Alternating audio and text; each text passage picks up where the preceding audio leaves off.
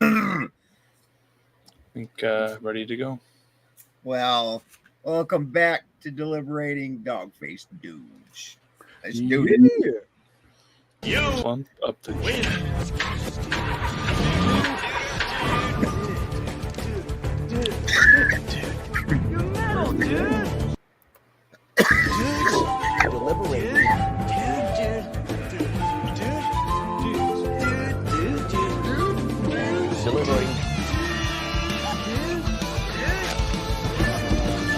Delivering Dog-Faced. Delivering Dog-Faced. I'm the dude.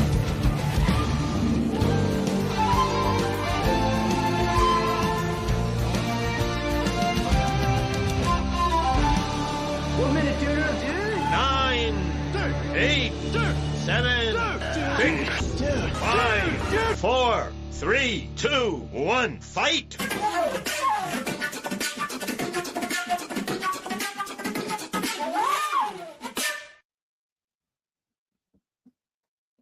Welcome back to Deliberating Dog-Faced Dudes.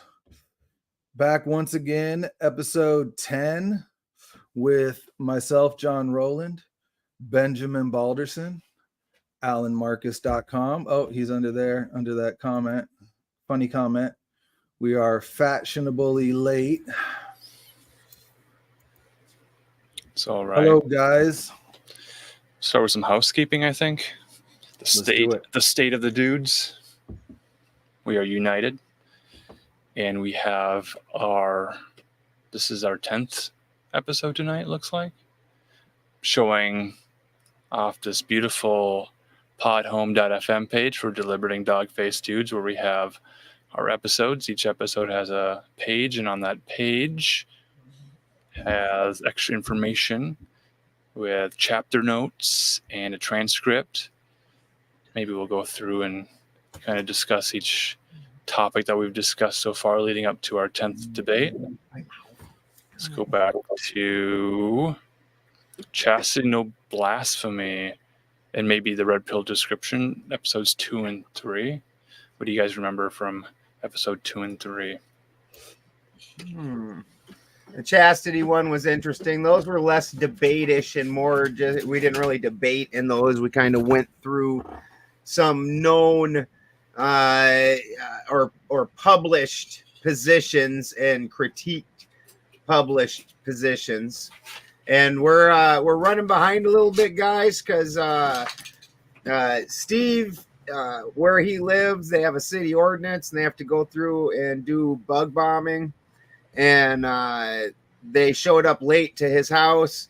So, and you have to wait 3 hours until you can go back into your apartment building after it's been bug bombed. So he's still about another 40 minutes out. So we're going to kind of BS around just a little bit and wait for Steve, because you know I don't want to just beat up John all night and you know that taking candy from babies.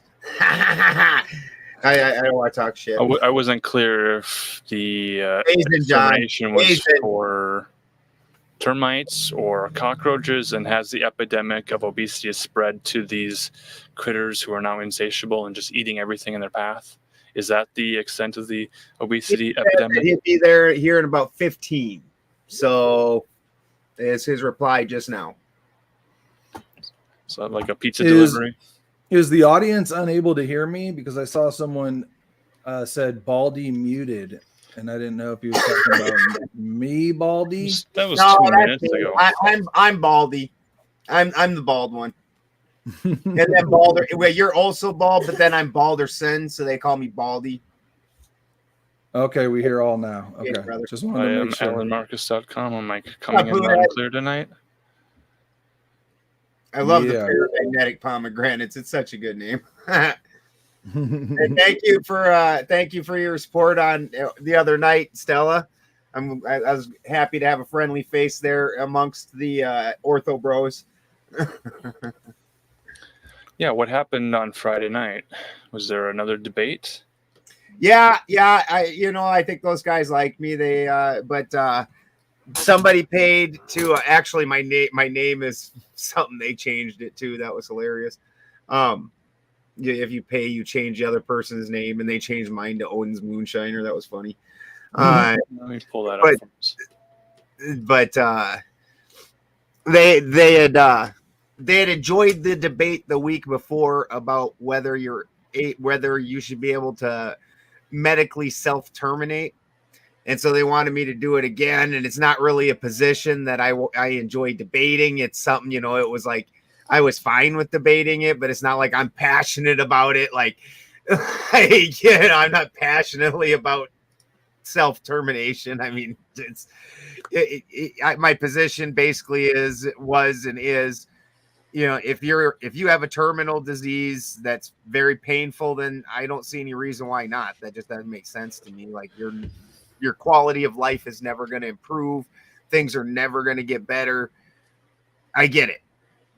Pain is horrible, especially something like bone cancer or liver failure or something like that. I've been in excruciating pain before. I flew off a motorcycle doing about 55 miles an hour and cannonballed through 4 or 5 fence posts and then smushed into a tree. I whipped them fence posts' ass, but that tree, it was like Gandalf, thou shalt not pass, and all I saw was a bright flash, and my body folded and crumpled into pieces. And I spent. They told me I was going to lose my left arm. It was never gonna. They were going to take it off. It couldn't heal, but I'm a really fast healer, so they're like. By the time they went back in, they're like, "Holy crap, you're already fusing back together." So they did do the surgery. Anyways, I've been in some excruciating pain, and you can't even think. You're not yourself.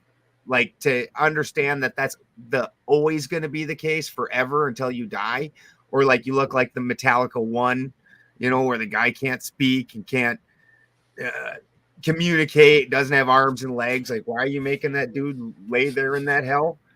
Like, so on this verbal combat round 37 open panel blood sport debate on the Speakeasy YouTube channel, what sort of damage did you do to your opponents? I think I beat them both. I think I beat all 3. I think the first one they actually voted and I won. The second one, I think he was also surprised that he won. But the channel is primarily, I believe, Ortho-Bro, basically. So they just go on the religious. You shouldn't do that. And I definitely got them to think about it quite a bit. But they still voted the other 2 guys winning. That was part of why I was irritated that third time. I'm like, damn it. It doesn't matter how good my argument is. These Ortho-Bros aren't going to, you can't, my God, you can't get. So explain how the debate was decided with the chatters in the YouTube live stream chat voting. Some chatter had watched me, debate that last week and paid specifically to have me debate this guy on that's supposed to be a good debater on it. What's up, Billing? What's up, Bill? Billing and Bill. That's hilarious. Showed up together. Oh, definitely. Pain is I'm a big fan of pain in most ways most of the time, but it's pain that you can recover from, not pain that you can never recover from. Like I said, like in a terminal disease type situation. Like, to me, the idea of hospice care, if you told me we're going to put you on hospice care and you're going to live maybe a day, maybe a month, we don't know, it's going to be horrible the whole time. Your digestive system's going to shut down. You're going to be angry because you can't poop. It's still going to hurt and you're just going to be delirious. Or you can have a good day with your family. Pick that day. We won't dope you up that day. The next morning when we give you your pain pill, you're just not going to wake up. Okay, cool. Like, and they had you arguing for it or against it? They're Ortho-Bro is Orthodox Christian. So they're hardcore. You don't, self-delete. to me, that's only the God of the Bible that they believe in can give and take life away. So for a human to elect or select or choose or request that anyone take their own life on their behalf is a no-go for them. They won't even approach that. They won't entertain the idea. And to bring up these sort of medical arguments to say, if grandma is in hospice at home and her lungs are filling up with fluids and she can't breathe and she's gurgling, and every night, no one in the house can sleep, and you're trying to keep her alive longer and longer and longer, I don't know that these people had the experience of being around death. I don't know if it's a pet death that they might have experienced only and not an actual family member, or haven't had the experience of actual hospice care with someone very close to them dying, and seeing how it's much more merciful and respectful and honorable to say, you lived a great life. We did everything we can do. You're fighting to stay alive, and now you're fighting just to not feel terrible, excruciating pain. When you're in that situation, the decision is difficult. But facing end of life is very, very hard for anybody. So I don't know if these people in the debate had personal experience. So last week, my biggest criticism from everybody was that, how can I be talking about children and not have children? How can I be saying anything about being a parent and being responsible for your children's actions when I myself am a child without having my own kids? So I'm still a child in their mind. So I can't even argue that. And, maybe that's true. Maybe that's a fair point. Maybe I just argued on their behalf for them by talking about this hospice experience that I've had, that I could expand that argument about. But because I don't have kids, I can't be talking about parents are responsible for checking their kids' book bags before they put them on the bus. Well, I think based on that, I win this debate automatically because I'm the only obese one here. Right. We haven't had you guys have no experience. You can't talk about this. I have been obese at one point in time. No way. When they had me on Seroquel, and so because I have those grand mal seizures, when I tried to go the medical route, the Rockefeller route, because at one point in time I'm a military boy. I didn't grow up a military brat, but I joined the army when I was 17. I didn't smoke weed and shit. And they put me on Seroquel and not Xanax. What's the other big benzodiazepine? Klonopin. Klonopin is actually an anti-seizure medication. That is what what it was made for. That whole getting high and feeling good is a secondary reaction to it. So they have me on these fucking super strong Klonopins and Seroquels. And I literally, I would drool. I couldn't walk around. I couldn't bend over and tie my shoes. I went up to about 260 pounds. I got stretch marks on my sides from it.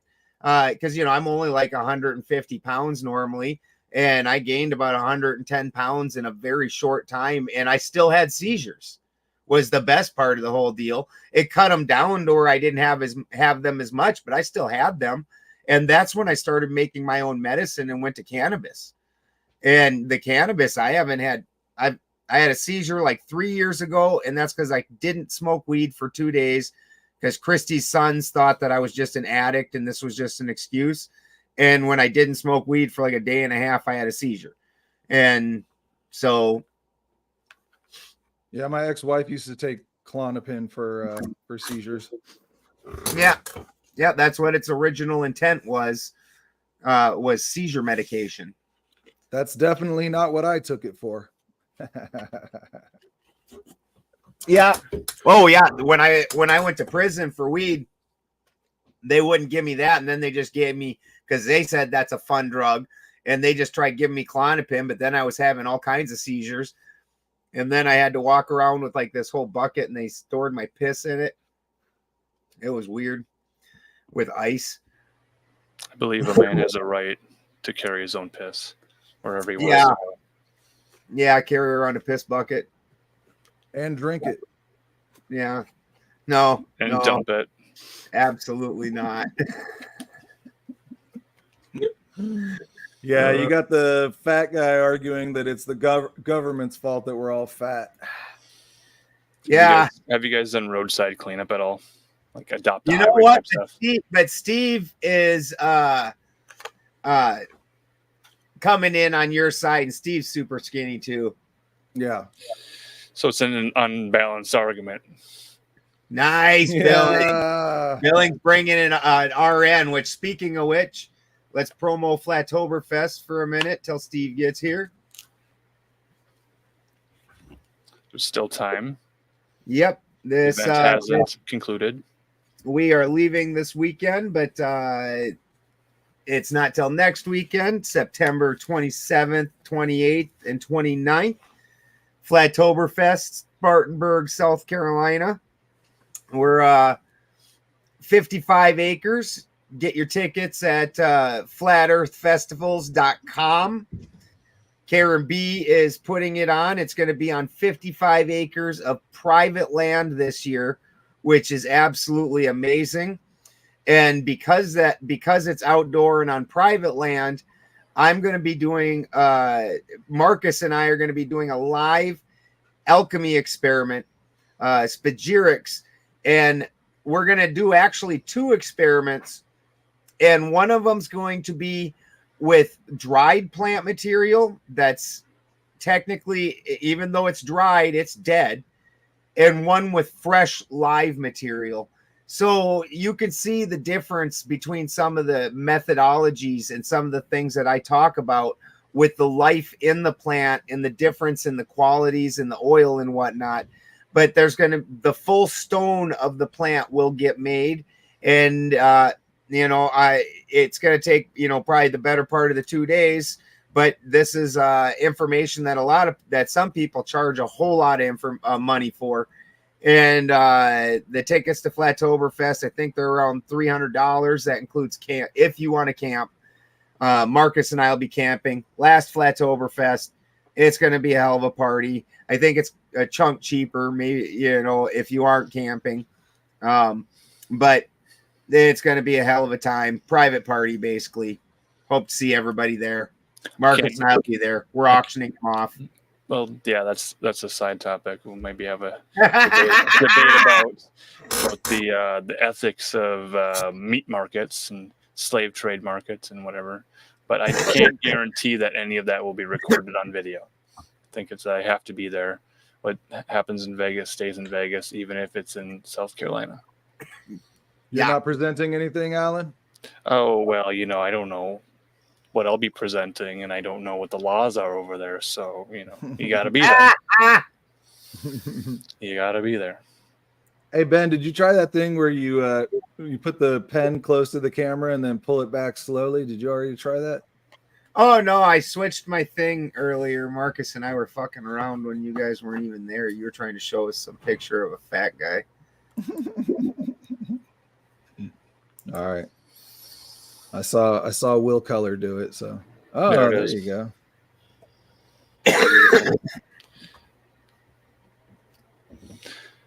So we started talking about our little history here. We have the podcast RSS feed for people who are going on road trips. Say you're driving to South Carolina and it's going to take a few days to get there. You want to listen to some content, catch up on back issues of Deliberating Dog Face Dudes. We make those available.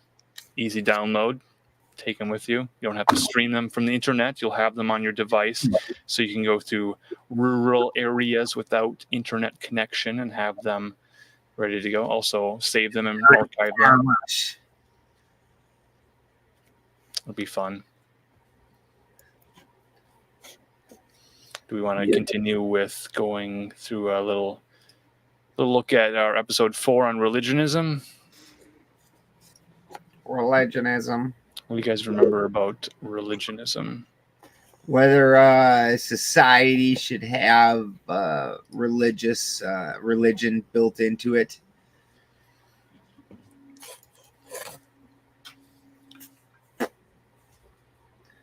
Yeah, and kind of going through our own religious perspectives. Yes. Definitely important, I guess, in this debate sphere. Seems to be a lot based on religion.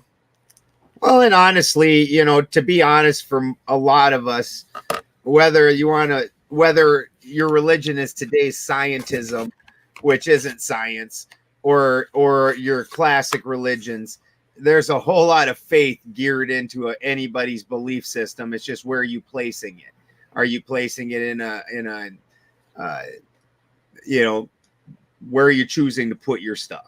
Because most science today that they're finding, they've got a replication crisis, something fierce. They can't replicate the things they're talking about.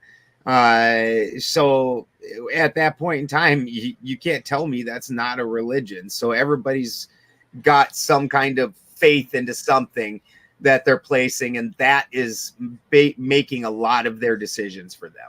It's the presupposition to any argument that they'll make. Yeah. Yeah, it's absolutely going to be there. And it could be an appeal to authority. We heard that on the other debate channel, sort of because the Bible told me so defense for a lot of people. And, that's great. Start there, expand further. Oh, yeah.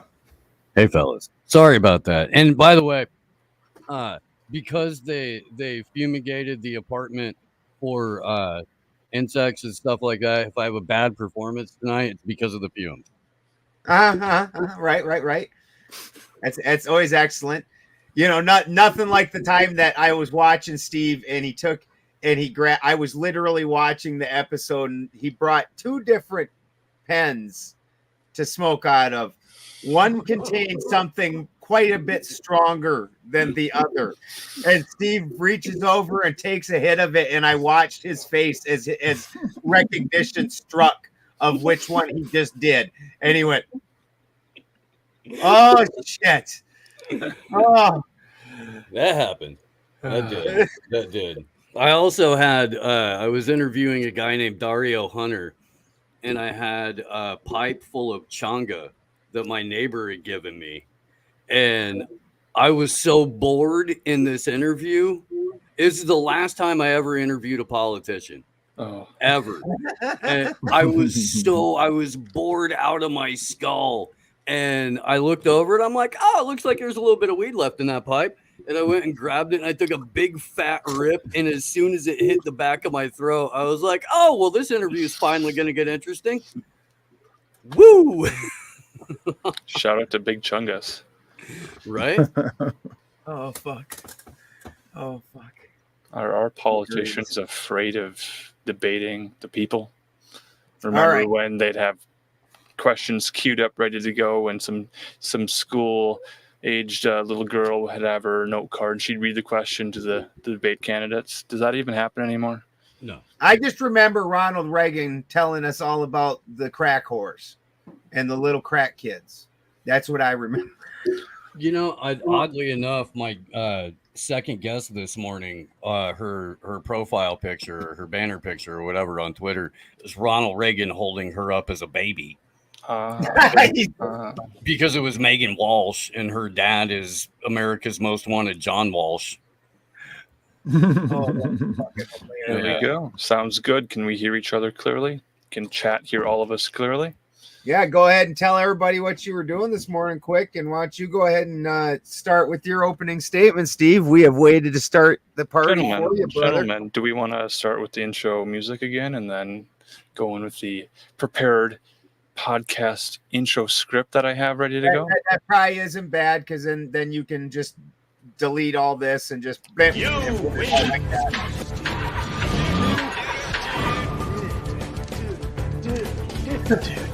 You're metal, dude. Dudes.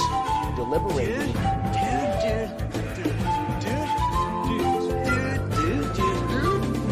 Delivering. Delivering Dogfish.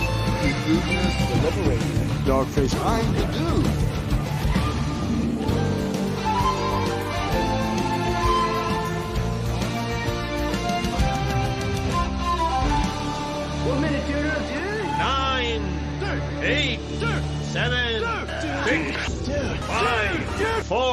3, 2, 1, fight!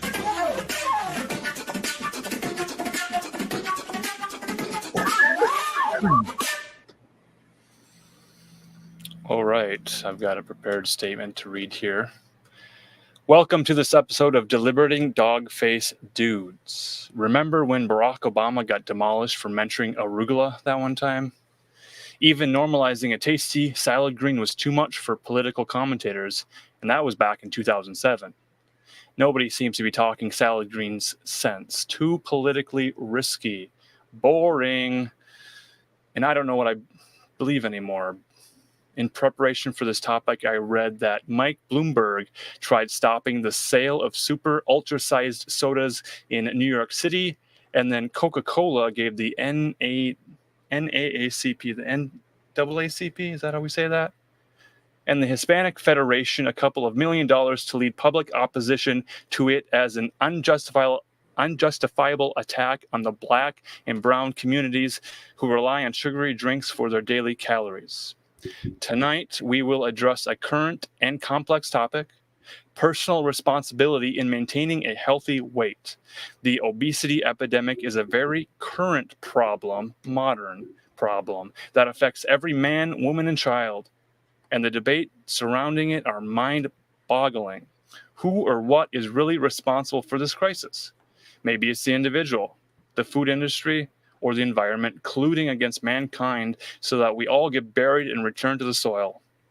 We will examine these arguments and many others, so fasten your seatbelts if you can fit in an airplane seat for reflections at altitude on how sexy celebrities are more important than the attention you pay to your doctor when you decide to talk about weight loss medications. We hear phrases like, eat less, move more, but the reality is much more complex. Recent research has shown that factors such as gut health, genetics, and even the marketing strategies of the food industry play an important role in our relationship with weight. For example, did you know that some antibiotics can lead to weight gain? This is not just a phenomenon observed in animals, as it has also been observed in human animals. This is a reminder that our bodies are influenced by many factors, most of which are beyond our direct control. Mankind is helpless in his modern-day food oasis. Examples of excuses include, I'm on a new seafood diet. I see food and I eat it. I'm in shape. Round is my shape. I won't sweat. I'll sparkle under pressure. In addressing this discussion, let's be open to dialogue and listen to both sides. We will examine the different influences on our health, from social pressures and environmental factors to the emotional aspects of weight management. It is important to approach this topic with empathy and understanding, recognizing that each person's journey is unique. We will explore the complexities of personal responsibility in the context of obesity and inspire a more nuanced conversation about health and well-being. Let's prepare to dive into our exciting debate topic tonight. Who's at fault for all this fat, and how can we take advantage of this obesity opportunity? Gentlemen, what say you? I don't recall that last part being part of the debate prompt, that how do we take advantage? I'm not sure where that came from. I'm not prepared for this part.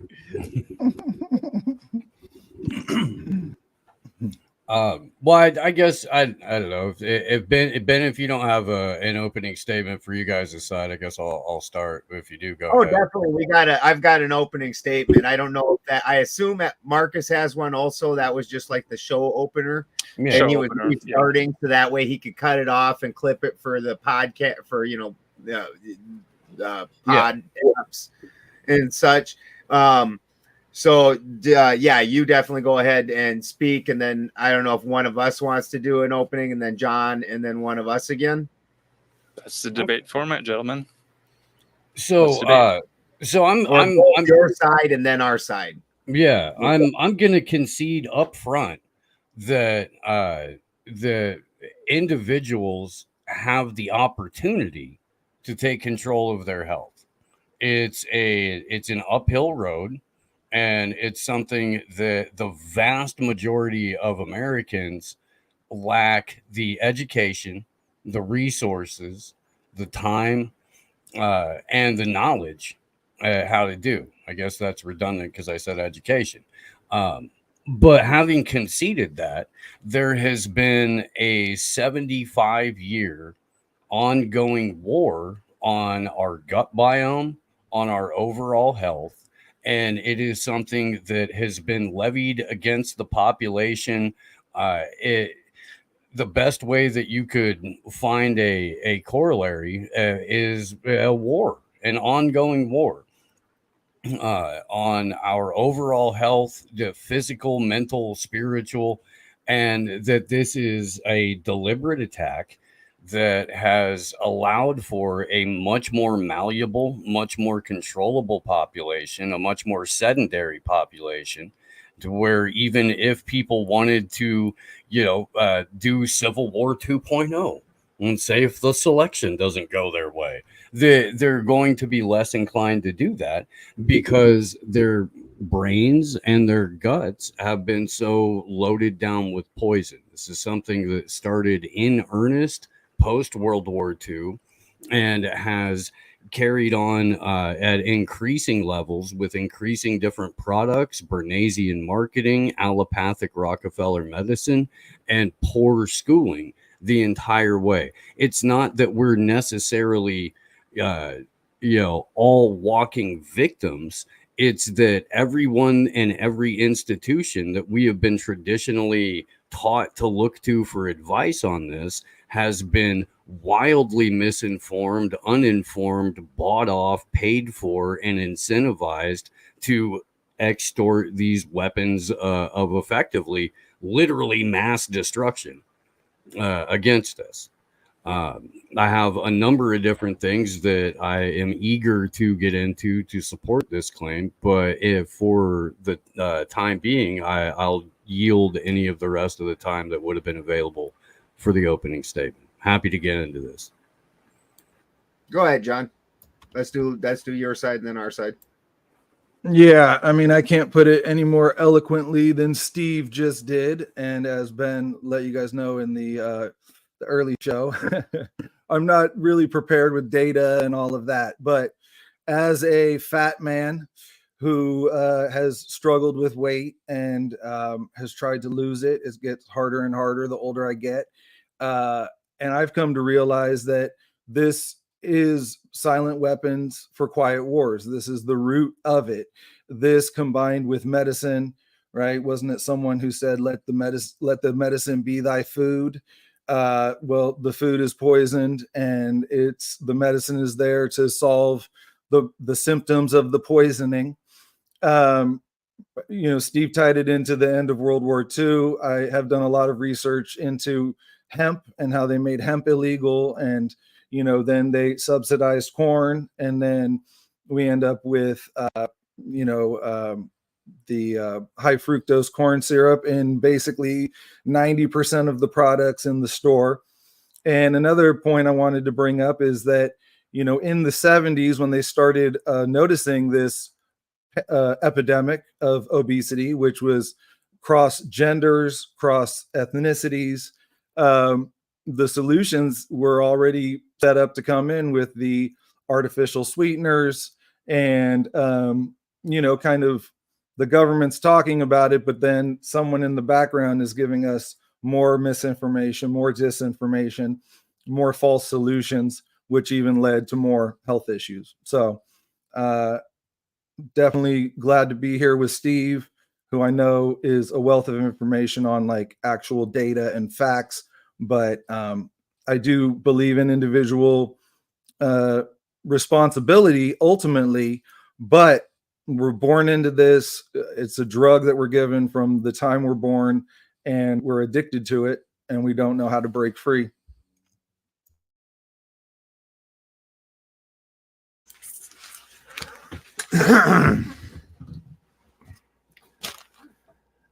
Today we debate the obesity epidemic in the United States. Not that it exists, with a staggering 42% of adults currently displaying obesity and 20% of children, but what is the root cause of this? Looking at weight, there are three main factors: the amounts of food consumed, the quality of food consumed, and the activity of the person. The American lifestyle of going fast and consuming convenience fast food is the first driving factor, and coupled with a sedentary lifestyle has led to the shocking numbers of obese Americans we see today. Part of this lifestyle change was driven by workforce change.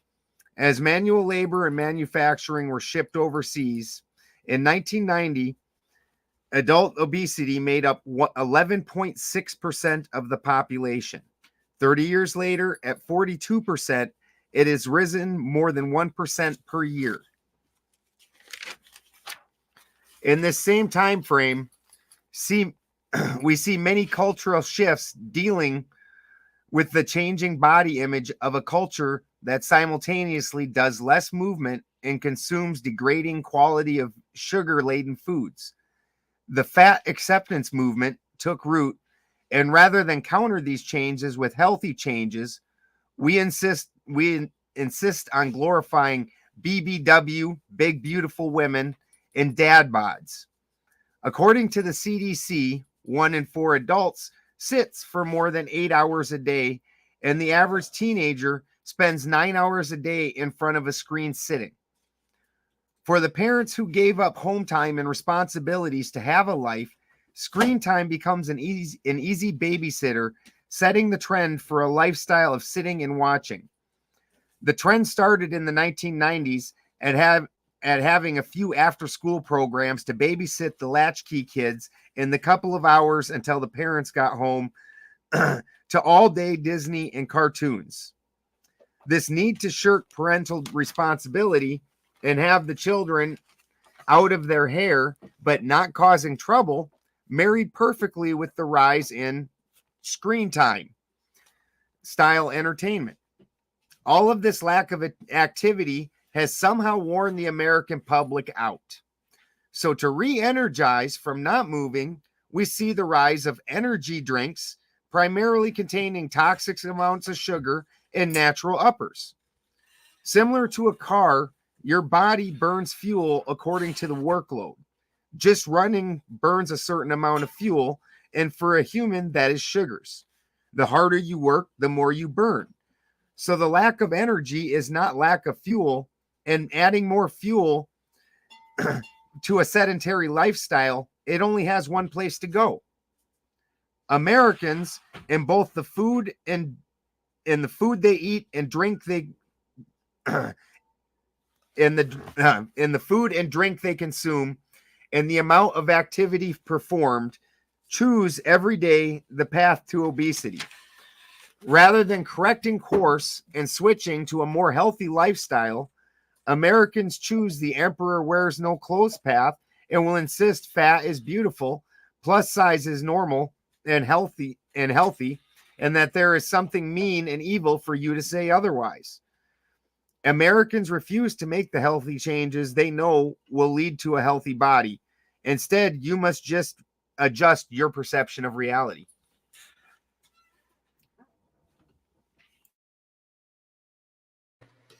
So my intro is a little bit shorter here, basically talking from my personal experience as a lifelong thin man. So I will concede that it is difficult in this current modern climate with, franken-food ingredients, GMOs, and all of that, but it's not impossible. There still exists access to farmers markets, fruits and vegetables, this type of thing. So I argue that we cannot give up and accept, obesity in quotes, whatever obesity means. Is that definition even set in stone at this point? Is it based off of the BMI, the body mass index? Is that going to change definitions as we've seen with other so-called diseases or pandemics? And they are calling this an epidemic. So who do I blame for this epidemic? I blame the individual, this idea that man is an island and man is separate from everyone else.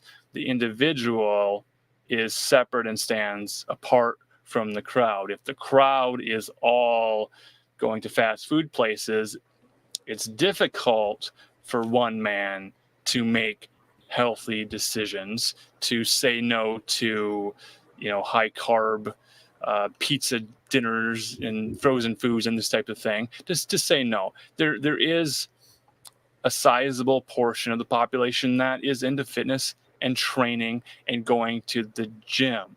So it might just be a larger segregation, and there's this aspect of a filtering process where, maybe the strong are getting stronger, the healthier are getting healthier, and then due to unknown circumstances, which we'll probably present in the argument tonight, there are factors that are attributing to certain people in the population who are suffering worse than others. Are they to be held personally responsible? Yes. Are they to be treated as equal as an adult to say that they are capable of taking personal responsibility?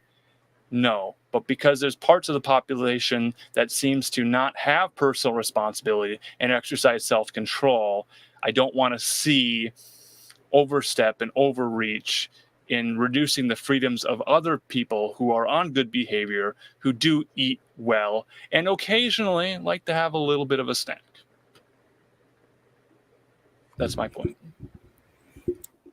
Yeah, so let's get into some of this, and in order to understand how we got fat as a nation, it's vitally important to understand the role that the federal government has played into this, along with some of the more notorious figures throughout history, least of which are John D. Rockefeller and what we all recognize as the allopathic model of medicine. When you go to become a doctor, there are two things that you spend your entire medical school career on less than everything else. One is nutrition. The other is possible adverse effects from vaccines. These are just not discussed at all in medical school. The average med school student spends less than 20 minutes of their entire educational career on nutrition.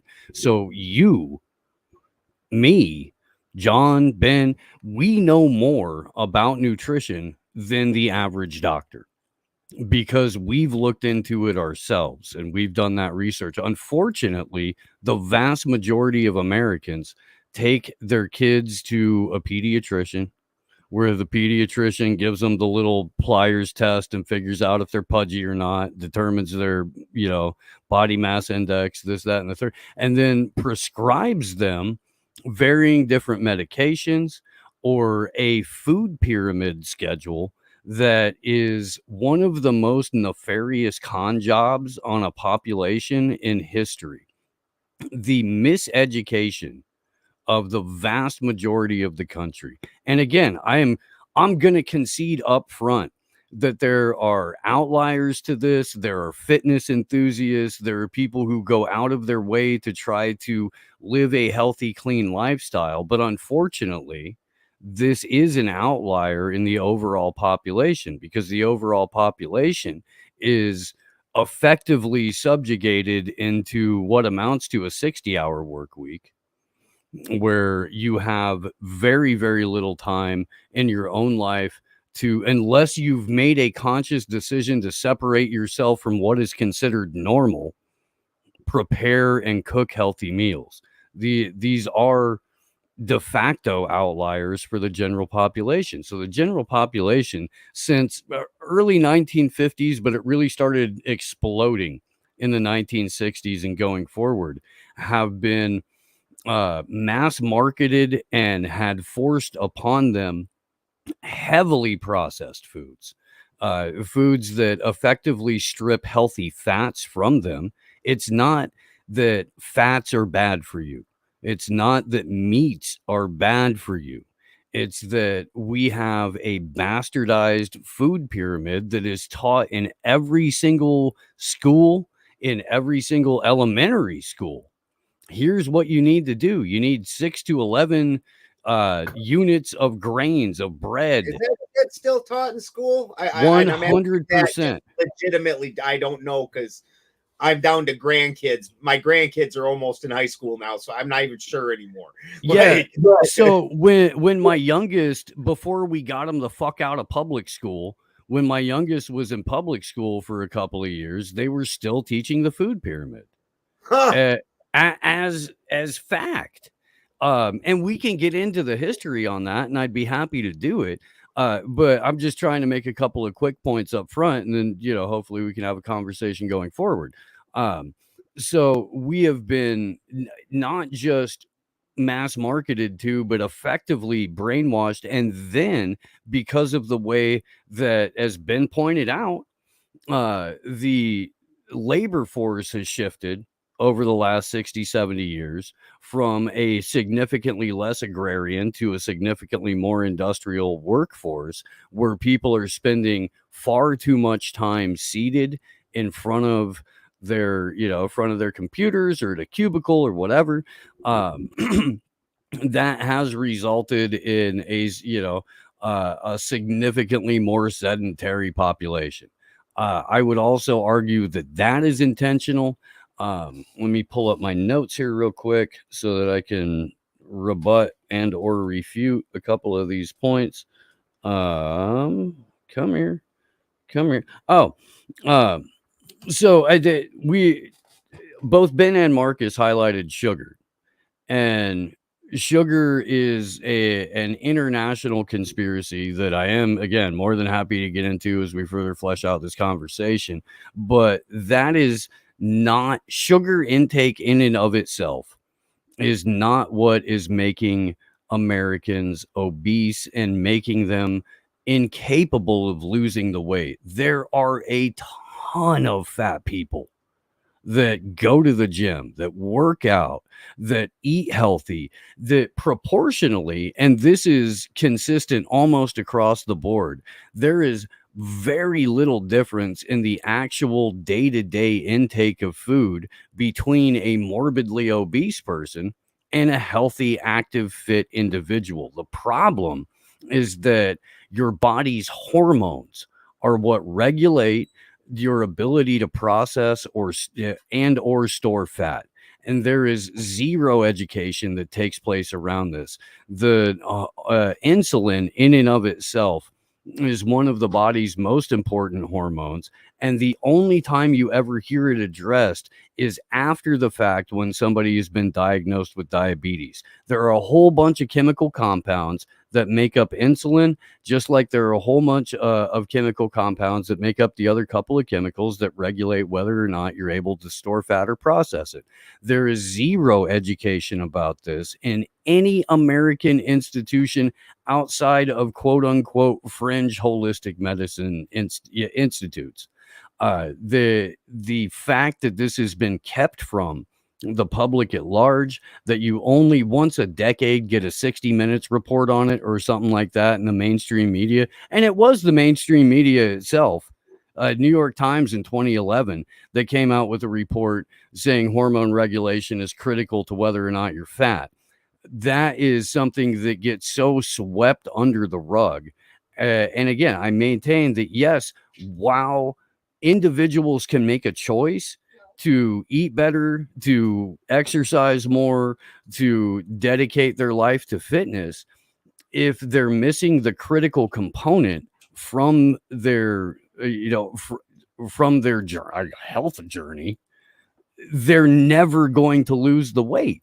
There are people who work out 3, 4, 5 times a week that are in the gym that are just as fat now, maybe 20 pounds less, maybe. But if you're morbidly obese, that's not going to help you any, because they haven't been taught that hormone regulation and your hormones being out of balance are the critical component to your eventual weight loss. And I do maintain that this is a deliberate thing. I do maintain that multiple industries thrive on unhealthy Americans, not just the highly federally subsidized farmers, not just the highly federally subsidized ranchers, but the pharmaceutical industry, along with a number of the mega corporations who are in fact just kind of one mega corporation that, when you break it all down and see who's part of whose board and this, that, and the third, that would prefer us to be unhealthy, prefer us to be prone to depression, prefer us to be dependent on more and more products from all of these same companies.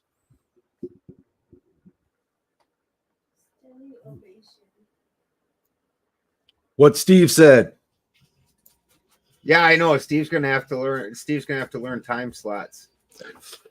I just want to add a little something on top of Steve, because I mean, again, he's covering everything.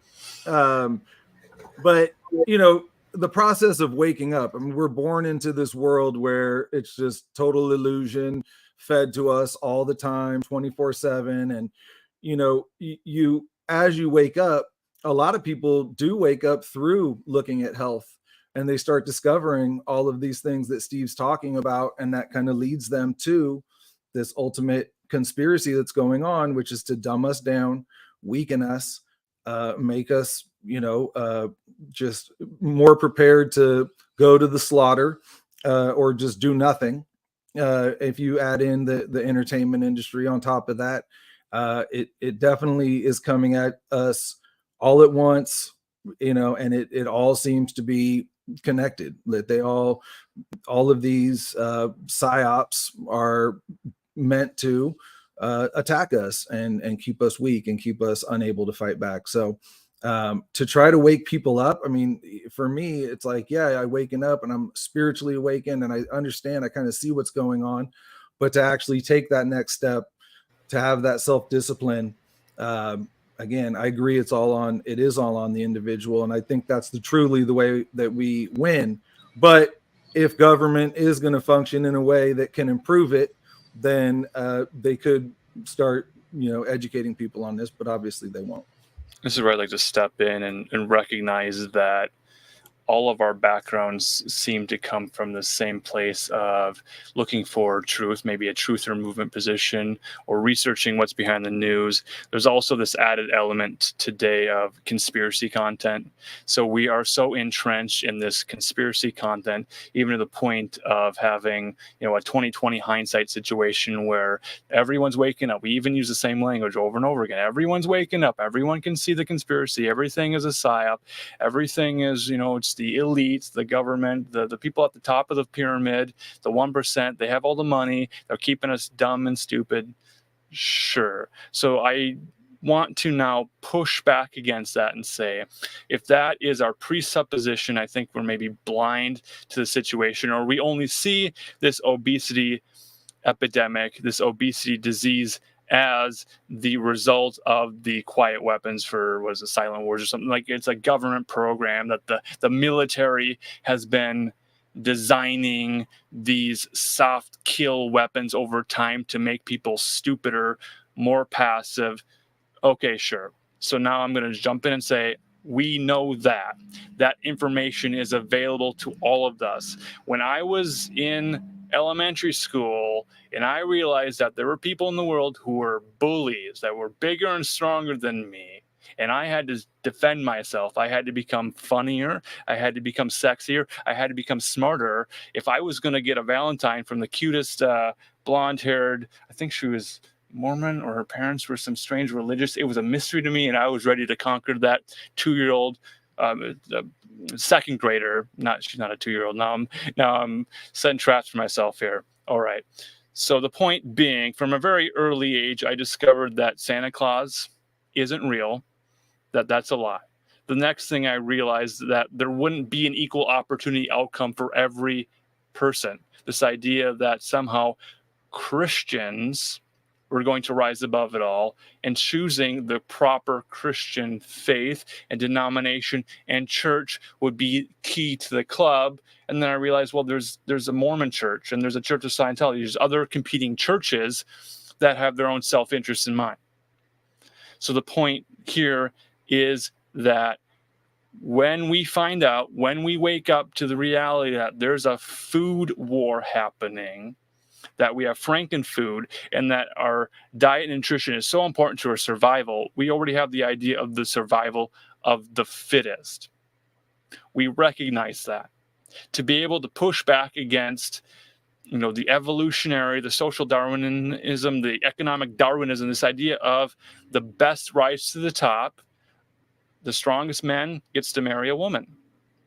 Recognize that fact. That's how it works when you test it and function. So to live in a fairy tale world where everybody is beautiful, everyone gets to be accepted for who they are, and we can't have an adult conversation to recognize people's strengths and weaknesses, and that some people have an abundance, an overcapacity of strengths, charm, charisma, and the ability to provide for their family. Is that not the American dream that we're living? Well, yeah, but these are individual characteristics. Dave, we're not at that part yet. It's my turn. Hold your panties. The second hour's rebuttal open like that. Fine. I was ready to kick a hole in that. I know. I saw it. You were on fire. So Marcus did a fine job of displaying the personal accountability portions of that and whatnot, which is our position. So I'm going to spend my time more kicking a hole in Steve's and John's.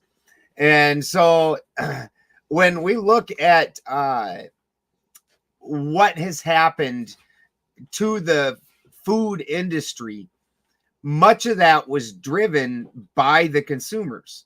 When the consumers decided that they did not any longer need to take a hand in their own food, and the only time that they needed to was when they were going to eat it, that shifted things to a need for commercial production.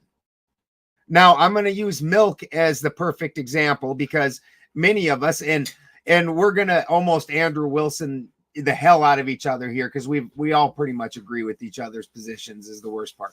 So, we're not conceding on it being dickheads and trying to be him and trying to just use that tactic. We just actually agree with each other. It's hard to argue some of these things.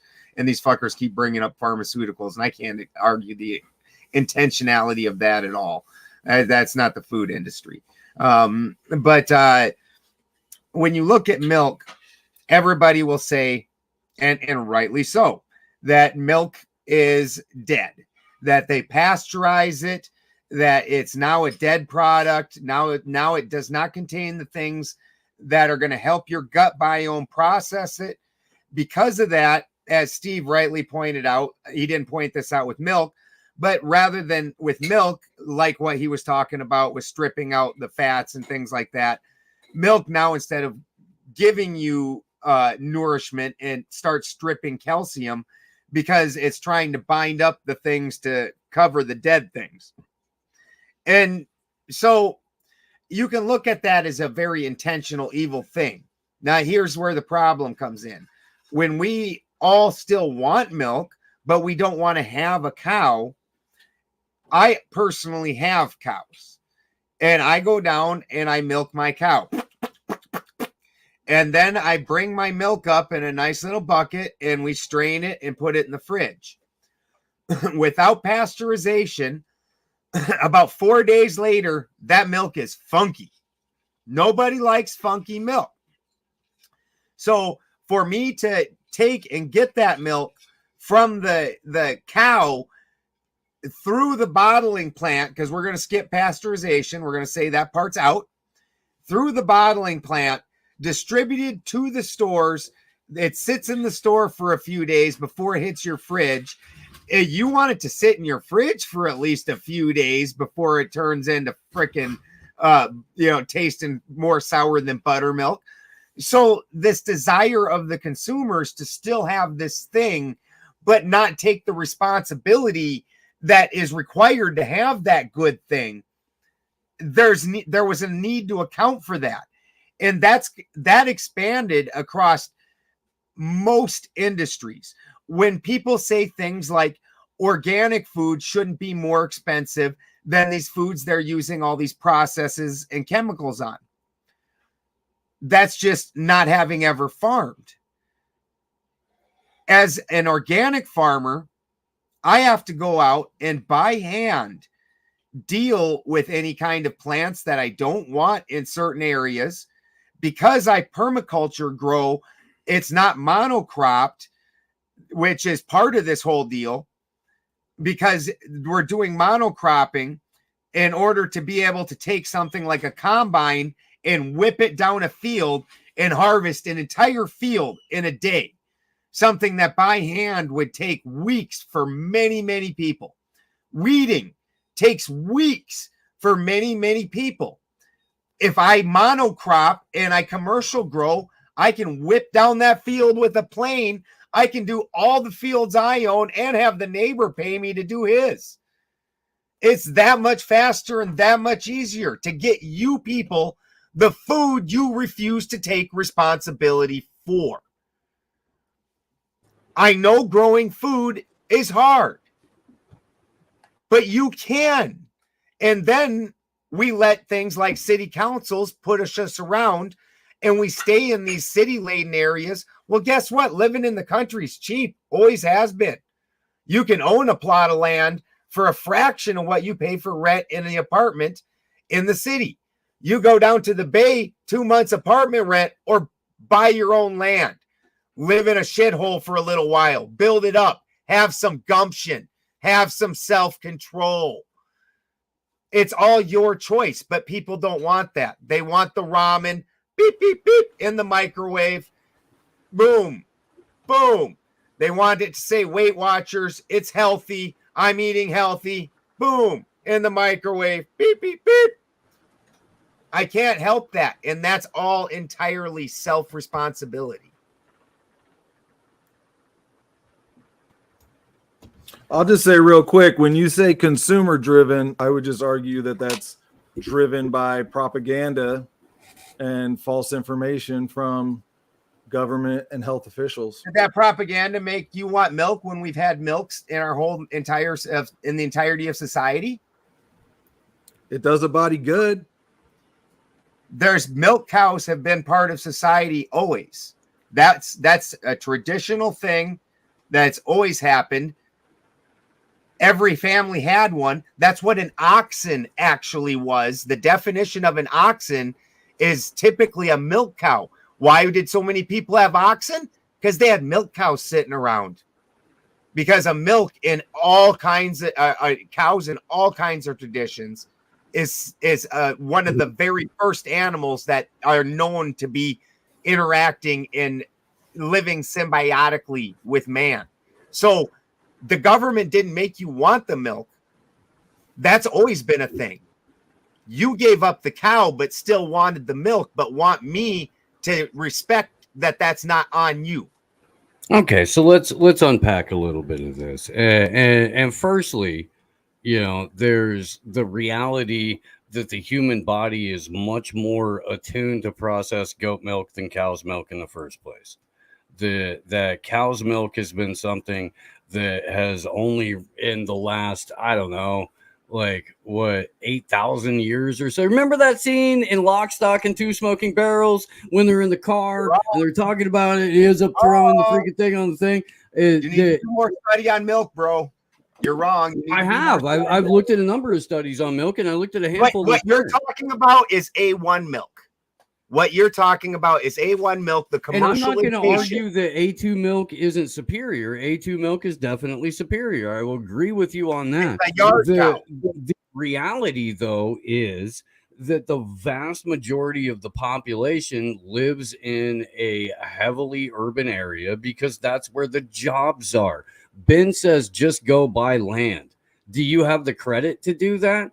Can you get the loan approval to do that? Whose banks do you have to go through before you're able to get that loan processed? Most Americans can't do that because we've been saddled with debt from basically birth. It is incredibly hard for you as just a random schmo who doesn't have family that can co-sign, who doesn't have somebody who can put up a little bit of nut for the property in the first place in order to help you facilitate that. If you're fortunate enough at 22 years old to have been working since you were 12, 14, something like that, and stocked away a little bit of cash for a down payment, good on you, you're winning. I celebrate that. I encourage that. And I would love for more people to be taught fiscal responsibility at a young age. So that's something that they could prepare for. But that's not the reality that we live in. And we do live in a reality of instant gratification culture, which again is something that has been imposed on the population, as opposed to something that the population would have selected had they been given an opportunity. Now, there's a couple of different things here. Let me pull up my notes. I'm trying to keep notes while we're doing all of this. Let's see. The consumers opted out of a traditional model. No, the traditional model was removed from the consumers. Once people were effectively forced into large urban populations, because that's where all of the work was, all of the work, not just some of the work, because clearly there's a portion of the population that has stayed in rural areas and does rural jobs and farms and drives trucks and bales hay and all of that. So there's still a portion of the population that does that. But if you want to sustain yourself, if you want to be able to make an income, if you want to be able to have a family, the vast majority of your opportunities lie in urban populations. If you're going to take that route where you want to be able to make an income, you are de facto effectively forced into an urban environment. I will grant up front that there are farmers markets that take place in major cities everywhere. There are. They're ridiculously expensive. And we can get into why they're ridiculously expensive if you want to at some point in the conversation. But the economic reality is that the vast majority of Americans have been pushed into a situation where it's not even the grocery store, it's Dollar General. This is anecdotal, okay? And I'll grant that this is anecdotal, but where the part of Gold Country where my ex-wife and my kids currently live, there are 3 grocery stores in the area. You have to travel 45 minutes one direction before you get to a quote-unquote hippie grocery store, where even what passes as organic has changed dramatically over the last 15 years. And what qualifies technically as organic ain't. It is also incredibly inhospitable soil without massive augmentation, which comes at a significant cost, which most of the people in that community can't afford in the first place, in order to augment their soil to the point to where they could be able to grow quality organic vegetables. The 3 grocery stores are Walmart, Dollar General, and Safeway. That's it. There may be an organic section in those grocery stores, but again, the requirements for what is and isn't organic have changed so dramatically that you're allowed a certain amount of arsenic in your food, and it still qualifies as organic. Ben is highly fortunate in that organic just means carbon bearing.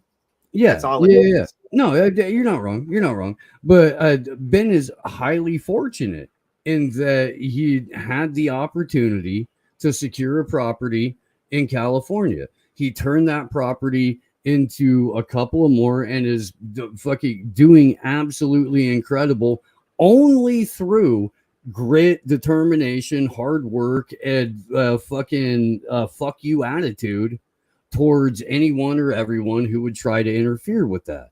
That's a rarity. It used to be a commonality, but it's currently a rarity. And I've got nothing but love and respect for Ben for doing that and for showing people that it can be done if the cards fell your way in the first place in order for this to happen. Again, the vast majority of the population doesn't have those opportunities, B, those resources, C, the education necessary to do it, we could, again, half of my whole point here is that the miseducation of the country is what is allowed for this to proliferate in the first place. So there's, all different kinds of avenues that we can go down. And I am 100% for individuals making individual choices to better themselves. You need to have the wherewithal in the first place to understand that you've been lied to. I think we would all agree that we are America's biggest minority in the quote unquote truth community. There are far less of us that have really freaking deep dived on this shit in order to try to get to the heart of the matter than there are people who have been pushed into a situation where it's work, check out for the day, because that's the only coping mechanism that you have. Even if your checkout for the day is, I'm going to go to the gym for an hour and a half. If you don't have whole health knowledge, you're not going to lose any weight. You may gain some strength. You may gain some endurance, but you're not going to lose the weight. The subject of the night, the prompt, is obesity.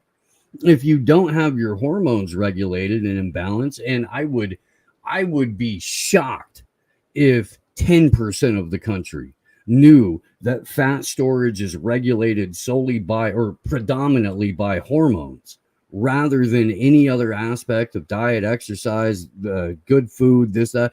It's down to hormones. And I would basically promise you that less than 10% of the country is aware of that.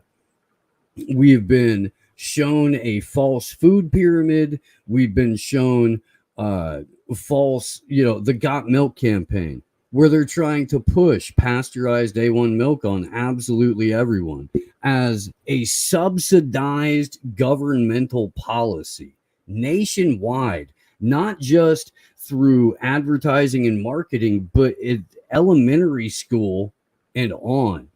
The school lunch program is probably one of the driving factors of the obesity epidemic. And it doesn't matter what Big Mike tried to do when, her bitch was president. It doesn't matter let's do healthy foods. No, you're subcontracting with quote unquote organic farmers that are putting crap pesticides into their food that get to deplete the nutrients inside of the food. There's no education around on what makes food healthy and what makes food healthy once it gets into your body. We have been deliberately put into this position. And if you want any evidence of that, there are 92 countries right now that won't let Monsanto operate in their country. There's only a couple of countries on the planet that will accept Monsanto products, the United States being the biggest one. Certainly, there's a concerted effort on the part of our homegrown oligarchy to make us this way. And when we have potential for diabetes, when we have potential for heart failure, and if we really get into sugar and or aspartame, you guys are going to get cooked, because it's been a 100% deliberate effort to put these products and chemicals and poisons into not just us, but our children, into our parents. I'm going to go ahead and say that the baby boomers are the dumbest and most destructive generation that this country has ever seen. And the fact of the matter is that most of these food-based quote unquote conspiracies, but really, psychological and physical warfare operations started post World War II, really kicked into high gear as the baby boomers were coming of age. Prior to that, we were a much more rural population. Yeah, in fact, when I was the first house that I grew up in Kindleville, Indiana, had an ice box and we had a milkman. And the icebox had a door that opened up to the outside of the house so that the milkman could come by and put quality A2 milk into the icebox. And that was a thing at least up until 1981, but it ceased to be a thing post 1981. There has been I have got all kinds of graphs and stuff like that. If I'm allowed to share screen at some point, I could show you the various different times throughout the last 65, 70 years where all of these things really came into effect. And again, I want to make it perfectly clear that I do concede that the individual has a responsibility for their own health, and any individual can take responsibility for their own health. It is the deliberate miseducation, the deliberate propaganda, and the deliberate weaponization of various different chemicals in various different foods, along with people being forced into food desert communities where there's no such thing as a farmer's market for 15 miles. And if you're locked into a situation through circumstance or through birth where you're not physically capable to go and get yourself to an organic grocery store, you are by default subjected to the food that is being served in front of you. Format. Huh? Since Steve's not used to the debate format. We don't have a moderator with a timer. We don't have a timer. If we had a timer, I'd be way better about that. You tell me I got 2 minutes, I can gauge that in my head. We're letting you We cook. figure about 5 is usually what we always go. We forget this is only your second week, Steve. I don't Usually think it's I went about more than 5. 5 minutes on that. Oh no, you're like 10 minutes in. It's fucking No, hilarious. you're probably Didn't right buzz around me a or little over something, I don't 5. A little fucking over know. 5. A little over 5, probably.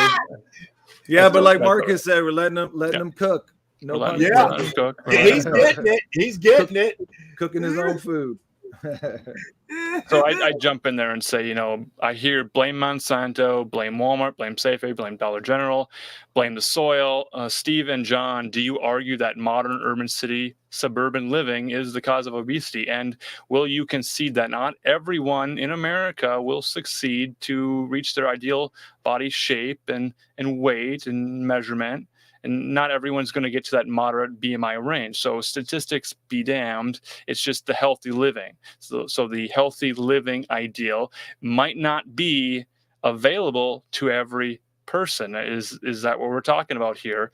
And if you're arguing that the USA, America, the government is to blame for allowing Monsanto free range over Americans, is this just another argument to state that it's the personal responsibility of the individual to recognize this and then leave the PSYOP states of America and go to some place where they can grow their own food? I would just argue that when you wake up and you realize there's a problem, you realize you're at war, you're in debt, and you're in a place where, yeah, I'd like to leave, but I've got a lot of things here keeping me here and making it much more difficult to actually get up and go. So yeah, I mean, I would say that the modern cities probably add to that. Like, look at Ben's situation. I mean, he was raised in a specific way where he had these skills. I wasn't, I was raised in the suburbs, in the city. I wasn't taught the value of those things. So now as an adult learning that I need to develop these skills, it's a much more uphill battle to just say, oh yeah, individual discipline, or I got to get up and go. And you're kind of like 1 foot in, 1 foot out. I mentally see the issue, but I'm also stuck in the midst of it, in the muck of it.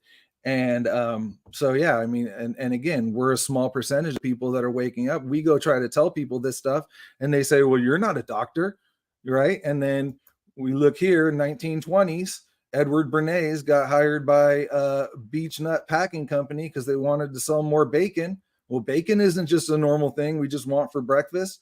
Actually, back then, we didn't even really eat breakfast. So Bernays said, well, 45,000 physicians urge Americans to eat heavy breakfast to improve their health. Well, back then, I guess we were like intermittent fasting, and we were actually breaking our fast, past noon. So that's not a normal occurring thing. That's something that they used the medical industry to influence people to think that this was the right thing for your health. I don't think it was the public just wanting that. It was clearly put there to make us unhealthy, make us consume more, maybe help them make more money. I'm sure that's a big part of it too. But it seems more nefarious than that when you put everything together. Now I'm afraid to talk. No, we'll move to the back and forth after I get done, because this is basically, we did the opening statements and now this round. Sometimes we do a third round, but this is part of why I love having Steve here, though. Because, like, even though Steve and I basically agree with everything the other one's saying, it still seems like a fucking fight. Because Steve and I know how to fight. Like, it has the bite to it. We have to defend our positions, even if we don't want to defend them.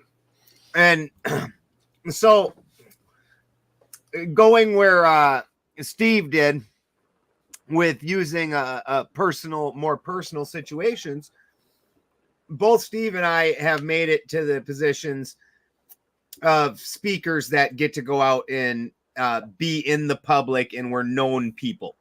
And so we get the opportunity to be behind the scenes, get to meet people. They share their lives with us. We meet the other speakers. And if what Steve said held true, I would find that all the speakers, especially myself being an alchemist, so making a lot of natural medicines, that you would find that all the speakers in the natural health community would be very fit people. And that is not the case.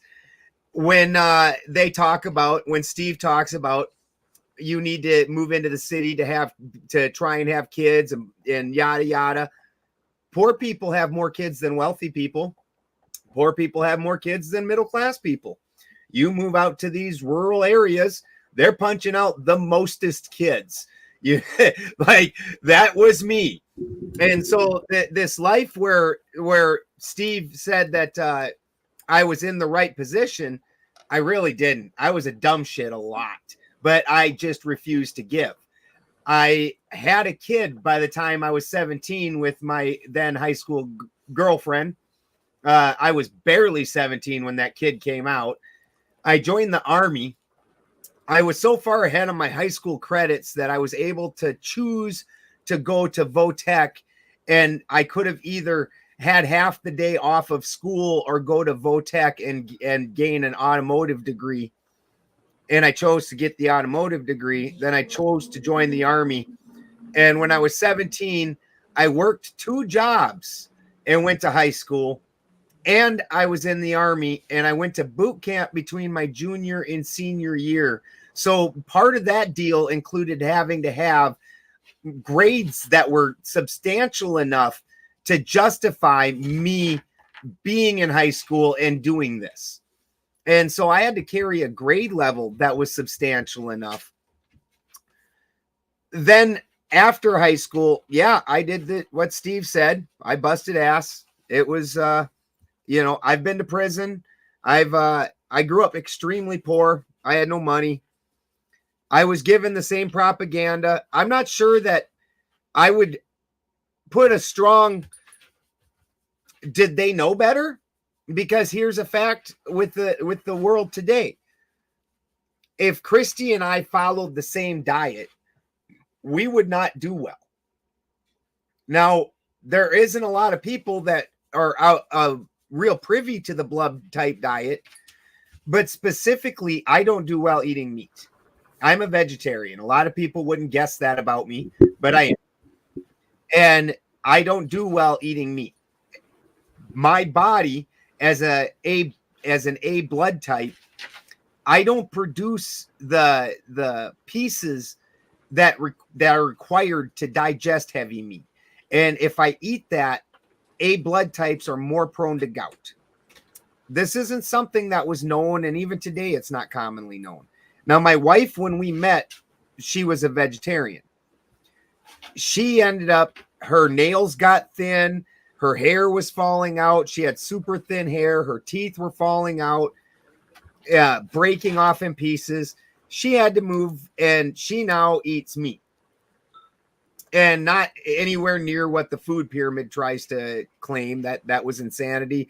I don't disagree that the Cattle Ranchers Association had a lot to do with that particular thing.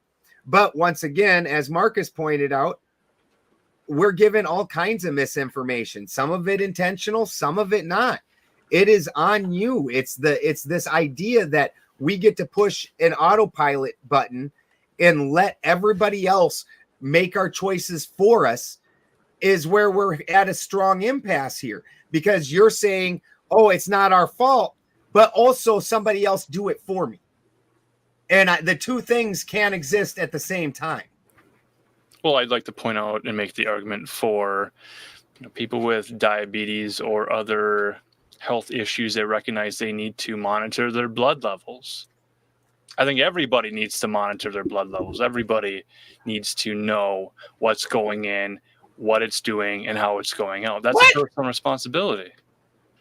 The hell are you monitoring in your blood levels? What are you talking about right now? Okay, Test strips. Am I misunderstanding what a test strip does when people go and prick their finger? They test the glucose Why level. would I prick my finger? I'm not saying you need to prick your finger. But the point is, there are people that have medical conditions and they have requirements for, pricking their finger, testing their blood, taking their insulin shot, maintaining these types of things. Question is, how is that any different from an individual who discovers that their body mass index, their BMI, is above the target level, and now the doctor says your goal is to reduce that? So if it's monitoring a caloric intake, is that the solution?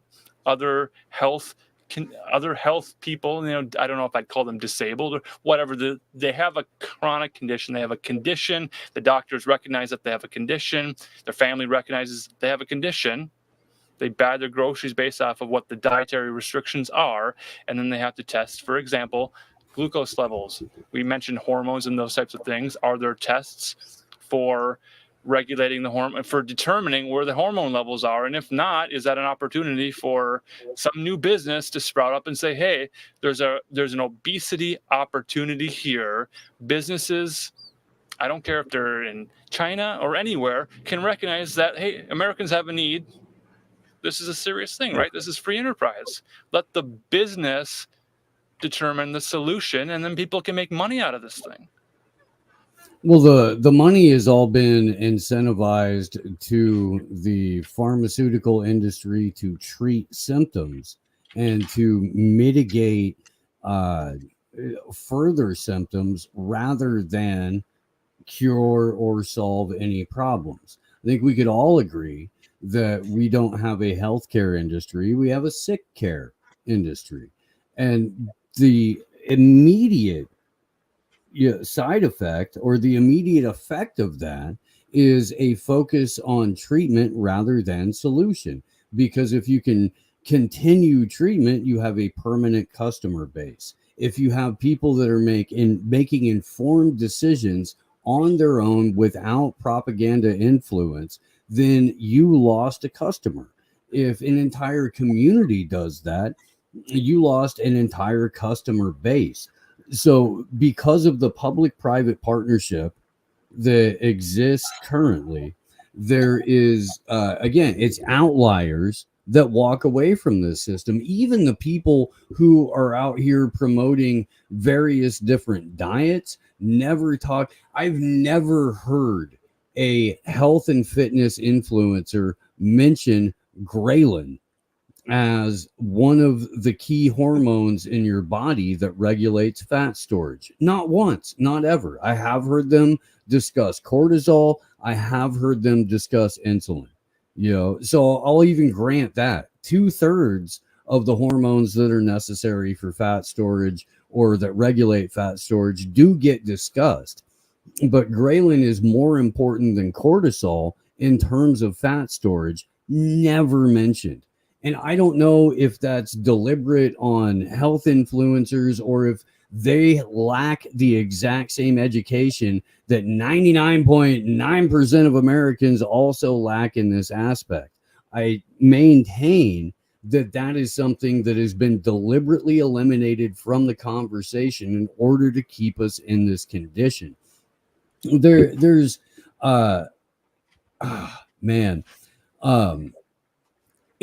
crazy to me to have this conversation in general without discussing the impact, or I know that I brought it up, but without discussing the impact that hormone regulation necessitates and drives your ability to actually lose weight. You can spend. I don't deny that though, but your hormones would be right if you ate right. I could care less what's going on with my hormones because I eat good food. So let me paint a picture for you then.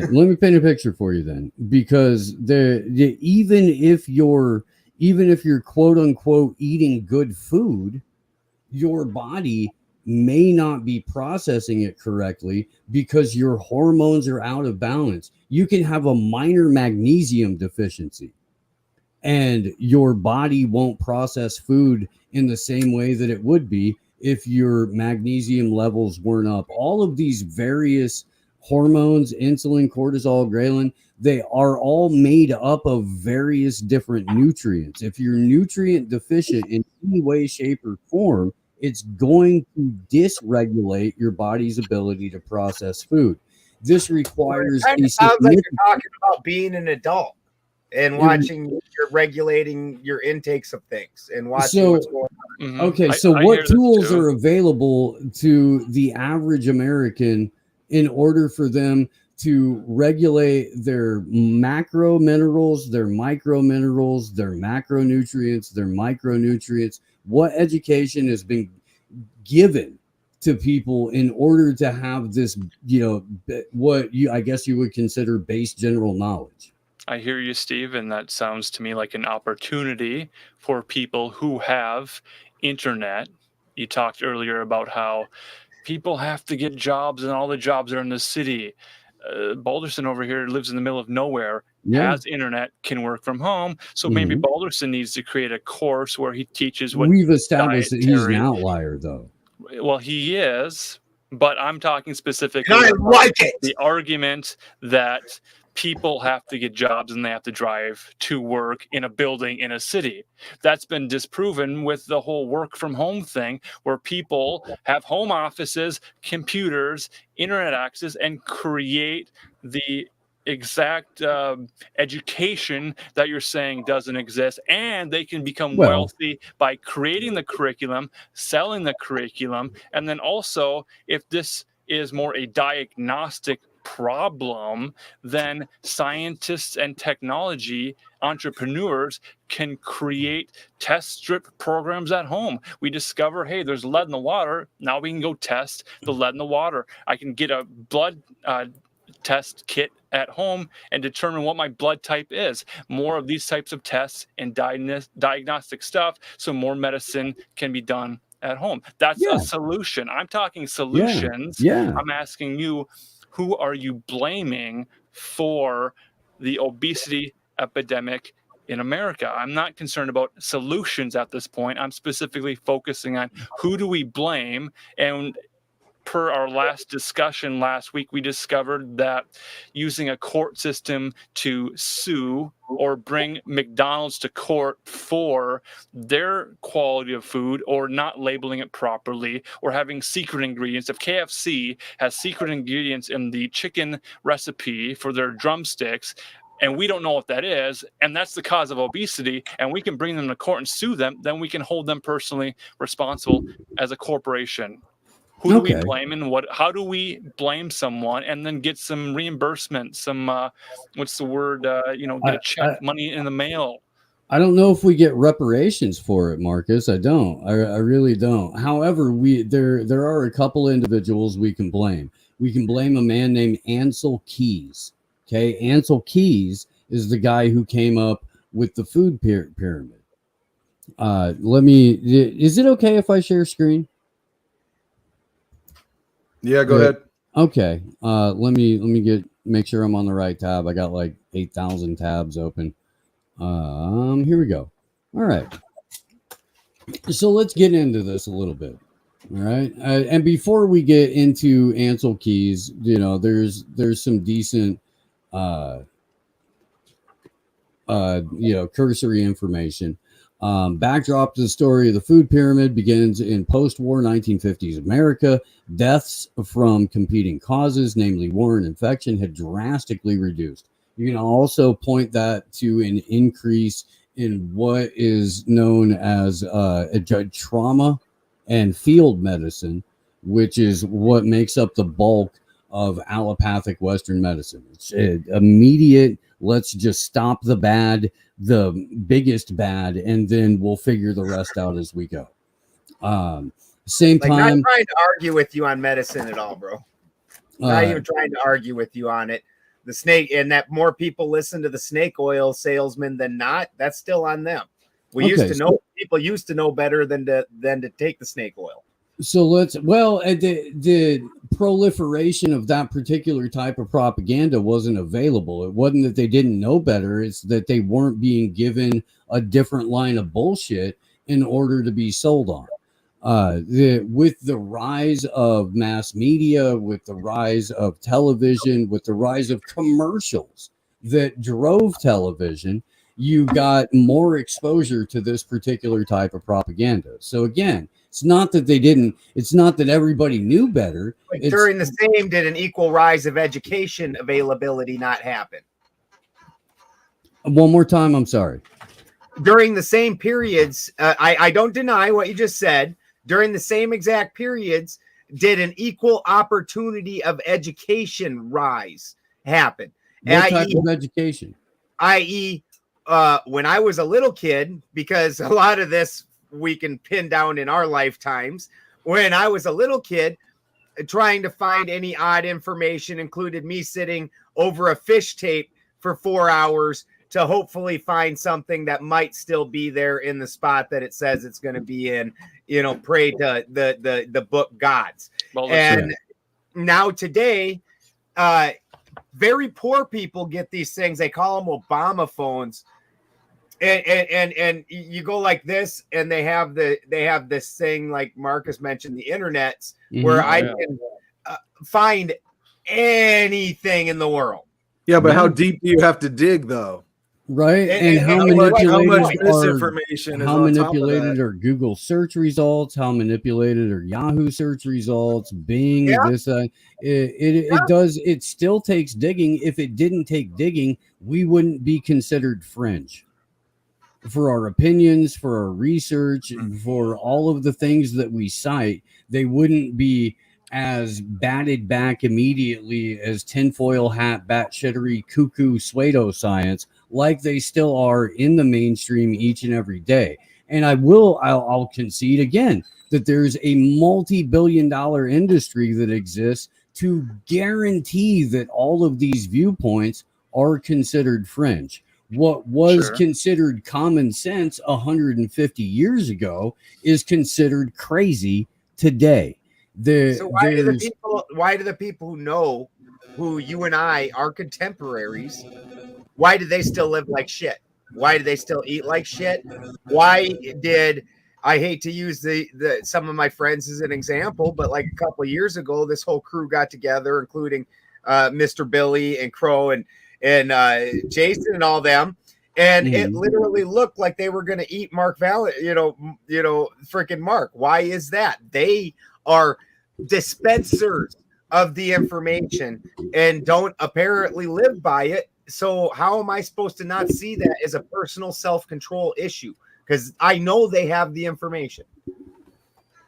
Well, okay, if you look at it at an individual to individual basis, and again, I conceded this up front. Part of my opening statement was conceding that there is an individual element of responsibility to maintain your personal health or to do everything that you can to be the healthiest individual that you are.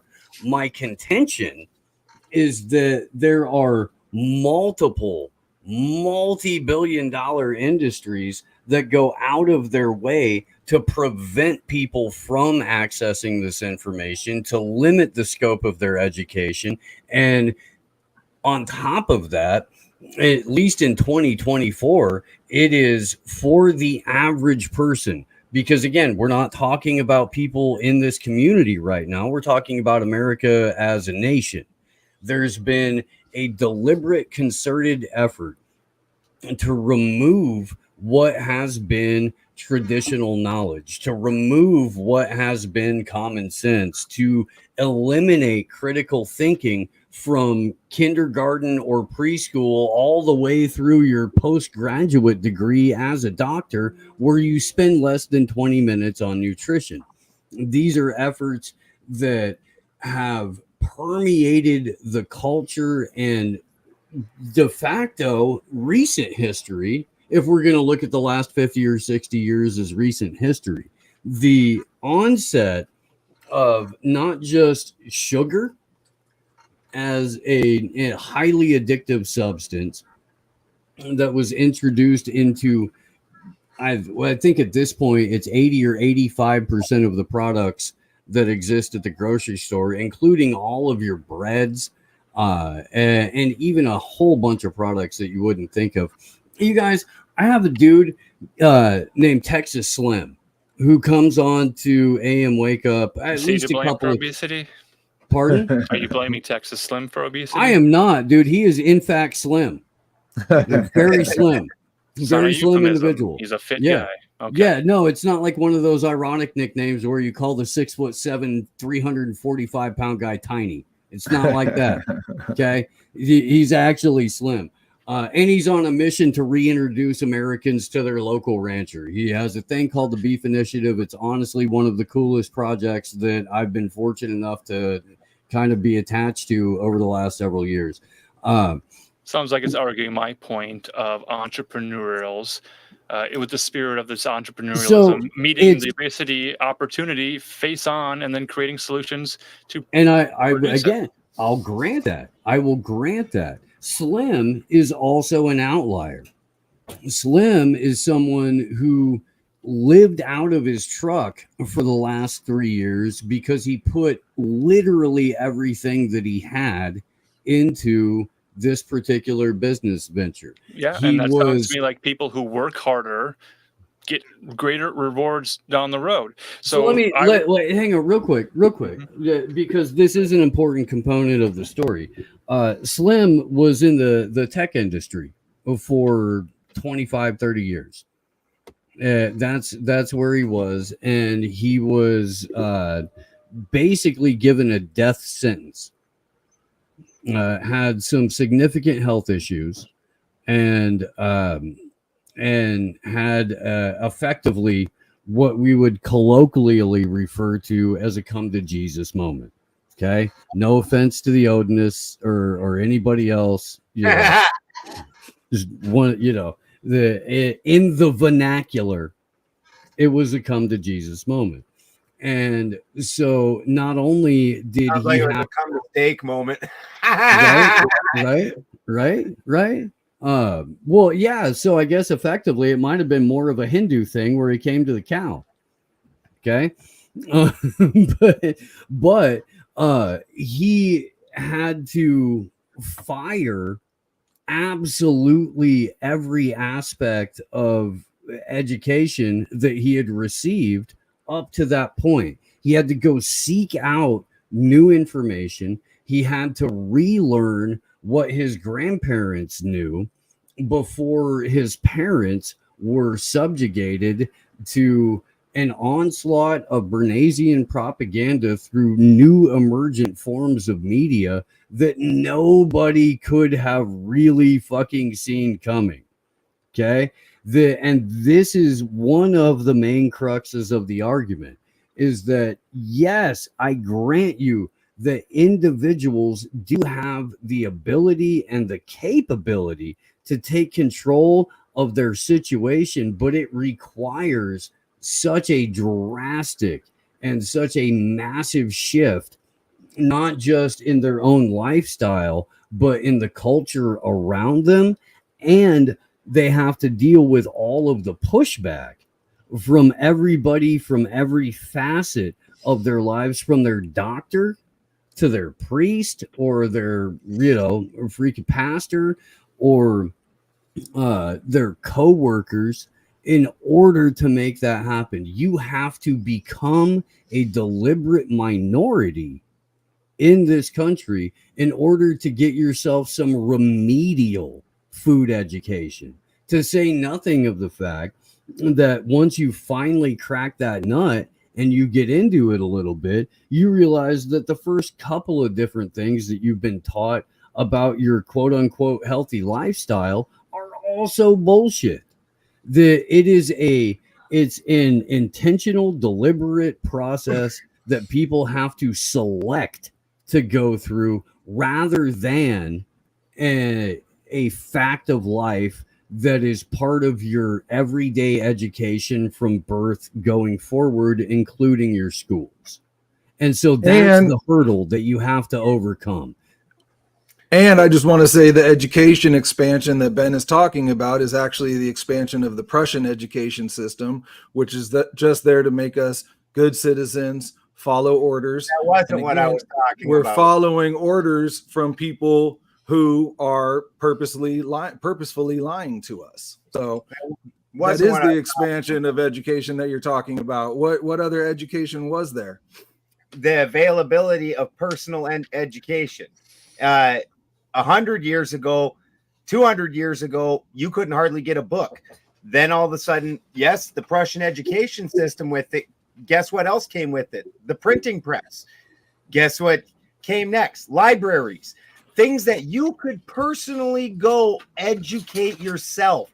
There has always been counter education. It wasn't what you were spoon fed.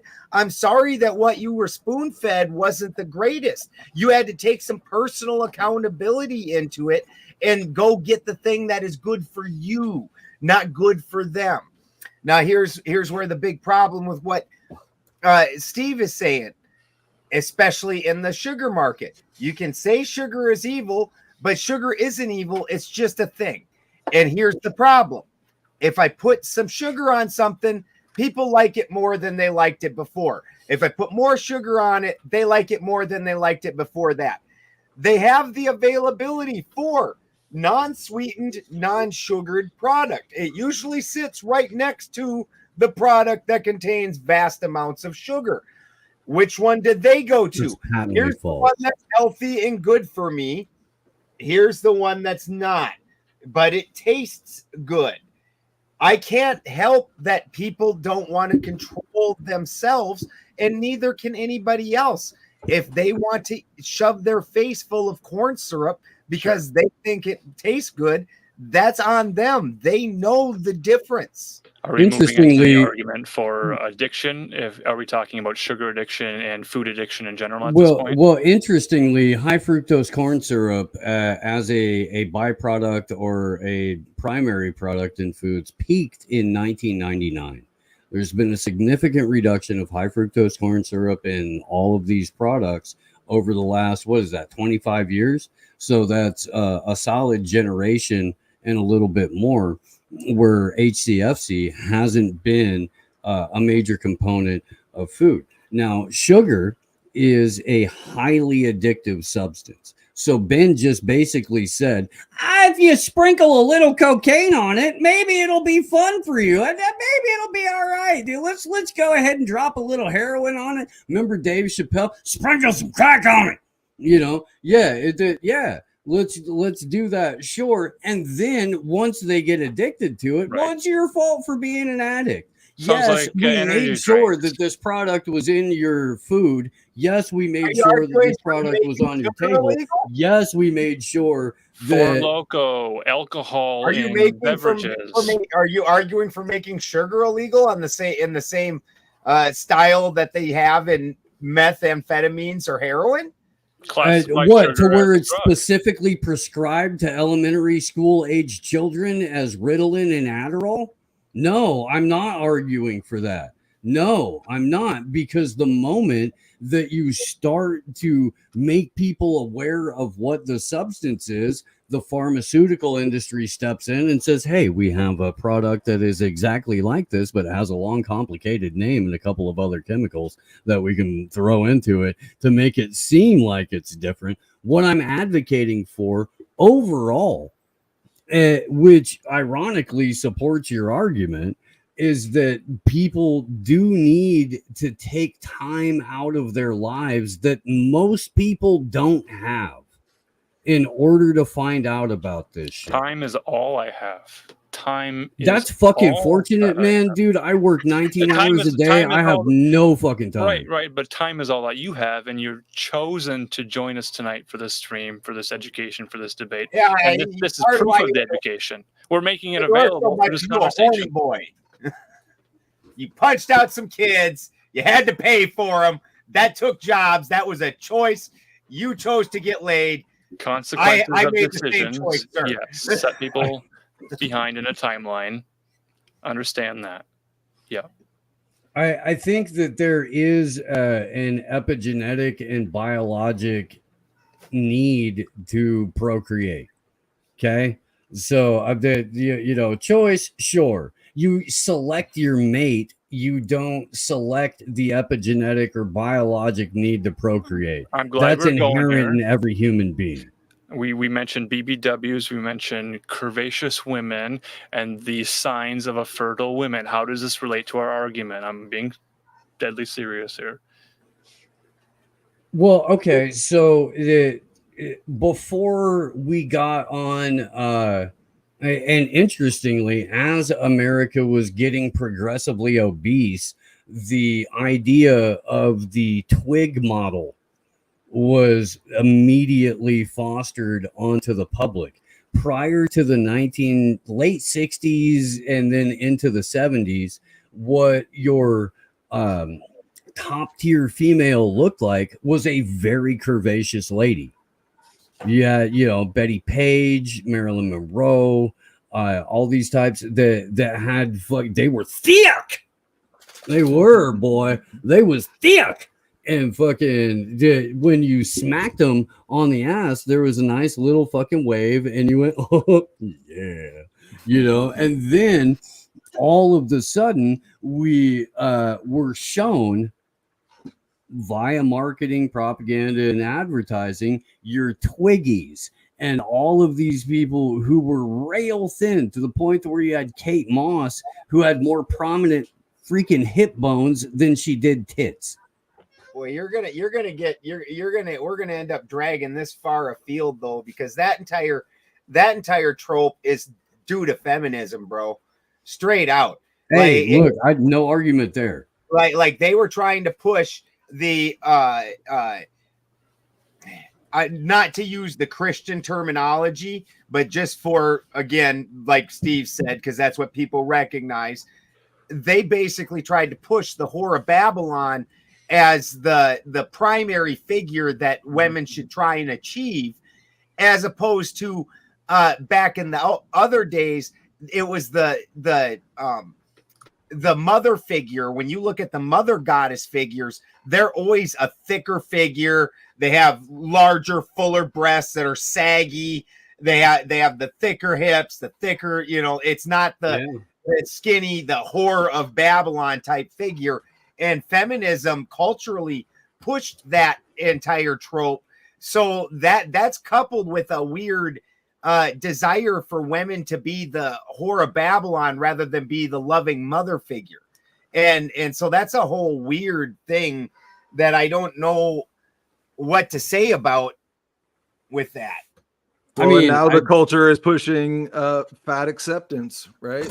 So right, and that's well, now they're fat whores at the same time. We kept the whore and went to the fat. They didn't get they dumped the loving mother out of the equation. They're like, yeah, but we like the whore and the fat parts. We like those two things. Sure. That is an entirely separate debate. Well, I'd like to talk about Mother Russia at this point, and China and Russia. If they're doing it better, if they have better nutrition, if they have better armies, if they have more fit young soldiers ready to fight and defend their influence in the world, it might just be a point where the controlled demolition of America and the Western ideal is happening. We've discovered that. We've dug that up a little bit. We're kind of in agreement with that.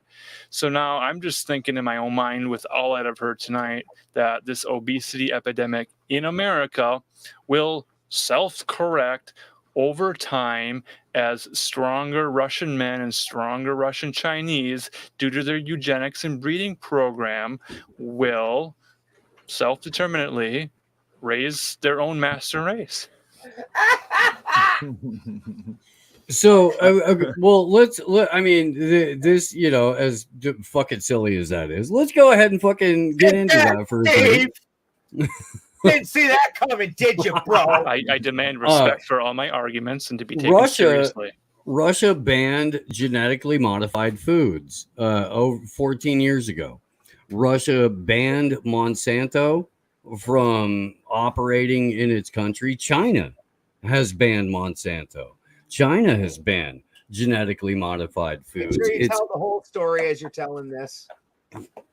Well, okay. In your opinion, what is the whole story? Did he just go lay down? The Paul Harvey. This is the rest of the story. This entire that entire operation was coupled with having young couples go take responsibility for themselves and grow their own food and start small organic farms. Small. Okay, but it was that's a government action, though, right? That's a government. That's a government mandate. That was not in. What do you want me to say? That was not individuals simultaneously waking up across the nation. That was the state saying, we are forcing you to do this. And that while we could argue whether or not the state forcing you to grow your own food is a good thing, I do think we would all agree that the state forcing you to do anything. They're promoting it. We're here. They dissuade you. But here they dissuade you from doing it.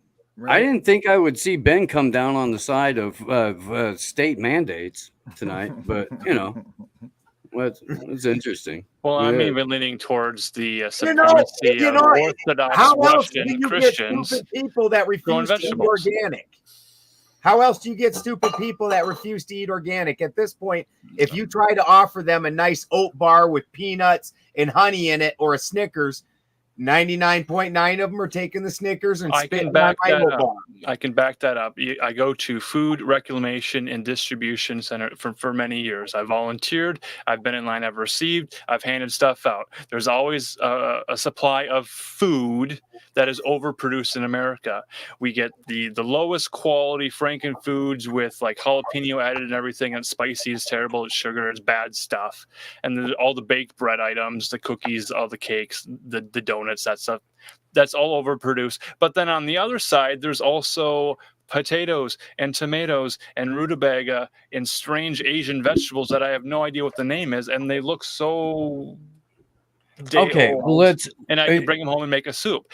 But what my point here is that the people, again, education, if they knew how to, make some bok chow and make a sauerkraut and whatever it was with the fresh vegetables, they could do that. The people that I see at the reclamation reclaim the donuts first. They get in line early to get tickets to be the first person to reclaim the chicken, the pizza, and the donuts. They leave the fresh. There's garden variety vegetables that are harvested from local farms that provide to this food pantry, to food distribution. Organic. Let me go ahead and interject an entirely new subject into a related conversation, because there's an element that we haven't discussed tonight yet, and that is since the 1940s, there has been a nationwide project to fluoridate the water. Now, all of the mass-produced and the vast majority of quote-unquote organic tomatoes, your organic bok choy, your organic lettuce, Barack Obama's arugula, all of that has been... Nobody likes arugula, Barack. with arugula is shit. It really is. It's garbage. But it's been nurtured with fluoridated water. If we eliminated that component alone from our mass agricultural system and even our solo at home from your hose or even your filtered water, which doesn't remove fluoride, we would be in a significantly better spot nationwide, guaranteed 100%. Let's say your food is getting grown with fluoride than what you're making out by far. You even take California where we live. It's all irrigation out of that canal that's floating It's all treated. It's not been treated until it goes to human consumption. It doesn't get treated at all until it's time for human consumption. The vast majority of the people that water, unless they have a tank, and you can guarantee that your tank like an urban is problem again, non-fluoridated, then you are watering your crops with fluoridated water. When people in the Midwest, when people in North Dakota and South Dakota water their crops, they're watering their crops with fluoride. Yes, they are. Go look it up right now. No, Web Water doesn't use fluoride. That's a city program, bro. The Web Water and them, I know personally. I was on Web Water. They don't fluoridate their water. And in Sonora, they don't fluoridate their water either, where my kids are, but it's also chock full of fucking iron and arsenic and all kinds of shit that you. Well, I ain't gonna say it's not chock full of iron and shit and arsenic. Those are natural minerals. Yeah, but to a toxic level. No, I can't say that either, because the problem is that a lot of those things are due again to commercial farming. Which, if we grew our own food, here's a fact, Steve. Out of my tiny garden, which is no bigger than somebody's backyard in a city at this point. Next year it'll be about 5 times bigger, but right now about the size of a city backyard. I'm pulling 25 pounds of tomatoes on average a day, just in tomatoes. And people in this, anybody could do that. They could choose to do that, short of living in an apartment complex. Again, that's these people's choices. When I was 17, I decided I didn't want to live like that. And I wanted a fucking house. I had a house by the time I was 21. It wasn't given to me. My parents handed me zero monies. I even was paying for a kid and managed to wrangle up enough money to fucking buy, to put down a down payment to buy a house.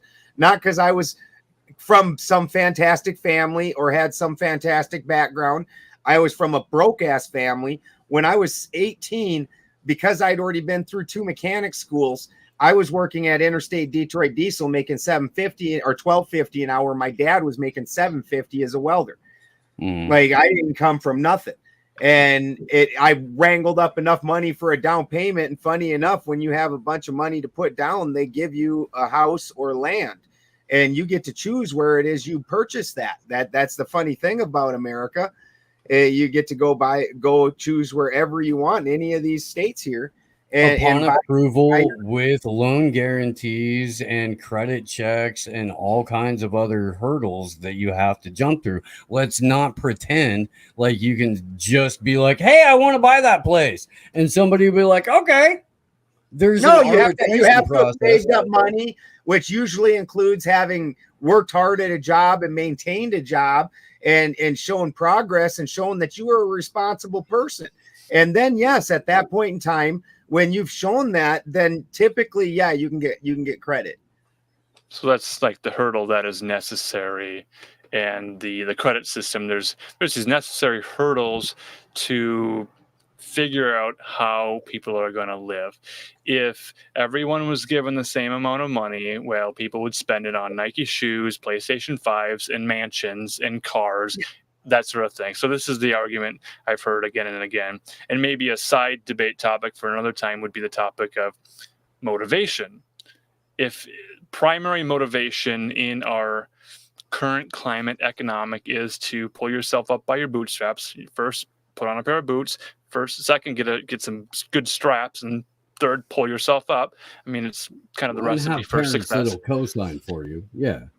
Well, there's also philanthropy. So these trust fund kids who want likes and clout, you get something like Mr. Beast, who's very popular on YouTube. And what does he do? He gives all his money away to people, and then people Hires give him more pedophile money trainees. to do it again. Yeah, What? yeah, well, yeah. Mr. Beast does philanthropy. He also hires pedophile trainees. So it's a mixed bag. It's a mixed bag. Well, he gives away some money, and then he has his own private proclivities. Okay, we're not arguing the quality of character of the philanthropist. I'm not saying philanderer. I'm saying philanthropist. Rockefeller was a philanthropist. Right. I So think the- the argument that Steve has been making is the Rothschild family are philanthropists. Sure. Bill and Melinda Gates Foundation. Sure, they did a couple Philanthropist. terrible things with, candy shop, whatever it was. But they're giving their money away. Yeah, So now we can philanthropy say is usually the a cover-up philanthropy for model massive war works. crimes. If they want to You pay think for their Mr. Beast had forgiveness, massive Now, war I would accept argue it. that charity is substantially different than philanthropy, Okay, and yeah. philanthropy is, and maybe we could do that as a separate debate. Well, because- at this point, I would change my argument to blame the church for their inability to provide food for the poor. So missionary work, philanthropy work, these types of organizations that have nonprofit, like the tax stuff. I'm being serious here, the tax thing. There are churches in small towns who have large property. And one of the benefits of being in the congregation and having a church membership is they will give you a little plot of land in their backyard to grow your vegetables over the summer. A lot of the elderly people like to go, and they're retired, and they go and they like to garden, and they can drink tea and play Scrabble and then prune weeds, and you look at their vegetables grow, and then they give that food back to the community in the form of feeds and fest days and potluck dinners on Sunday, and then they have an abundance, and so there are methods to get good quality food and fellowship and that spiritual connection you're looking for. So if that's a working model, if people's atheism and their inability to accept that faith-based communities are strong, they marry people, they keep people tight knit, and you grow up in a church, and people, these people in your community. You're rooted in your community. Look, man, I'm never going to argue the severing of any kind of spiritual or faith-based organization. The removal of that from society at large has been an extreme detriment. It doesn't necessarily matter which stripe of faith-based community you're going to. Right. The replacement of the state as the ultimate spiritual advisor has been a huge detriment to society. The fact that religion has been replaced by government and worship of the state is part and parcel of what's put us in this position right now. As long as we continue to live in America, we've decided we don't want to move to Russia or China. We want to remain in the US of A. There still is a separation of church and state. I would expand my argument to say, yes, personal responsibility is great. And living in a community of people who all recognize the importance of personal responsibility. I mean, that's the whole sin model. You win against nature, you win against God, you get punishment, and they recognize that. So they say, you learned your lesson. We're going to forgive you. We're going to educate you farther. Now come and join us on Sunday for the potluck dinner and eat some quality food that we grew ourselves.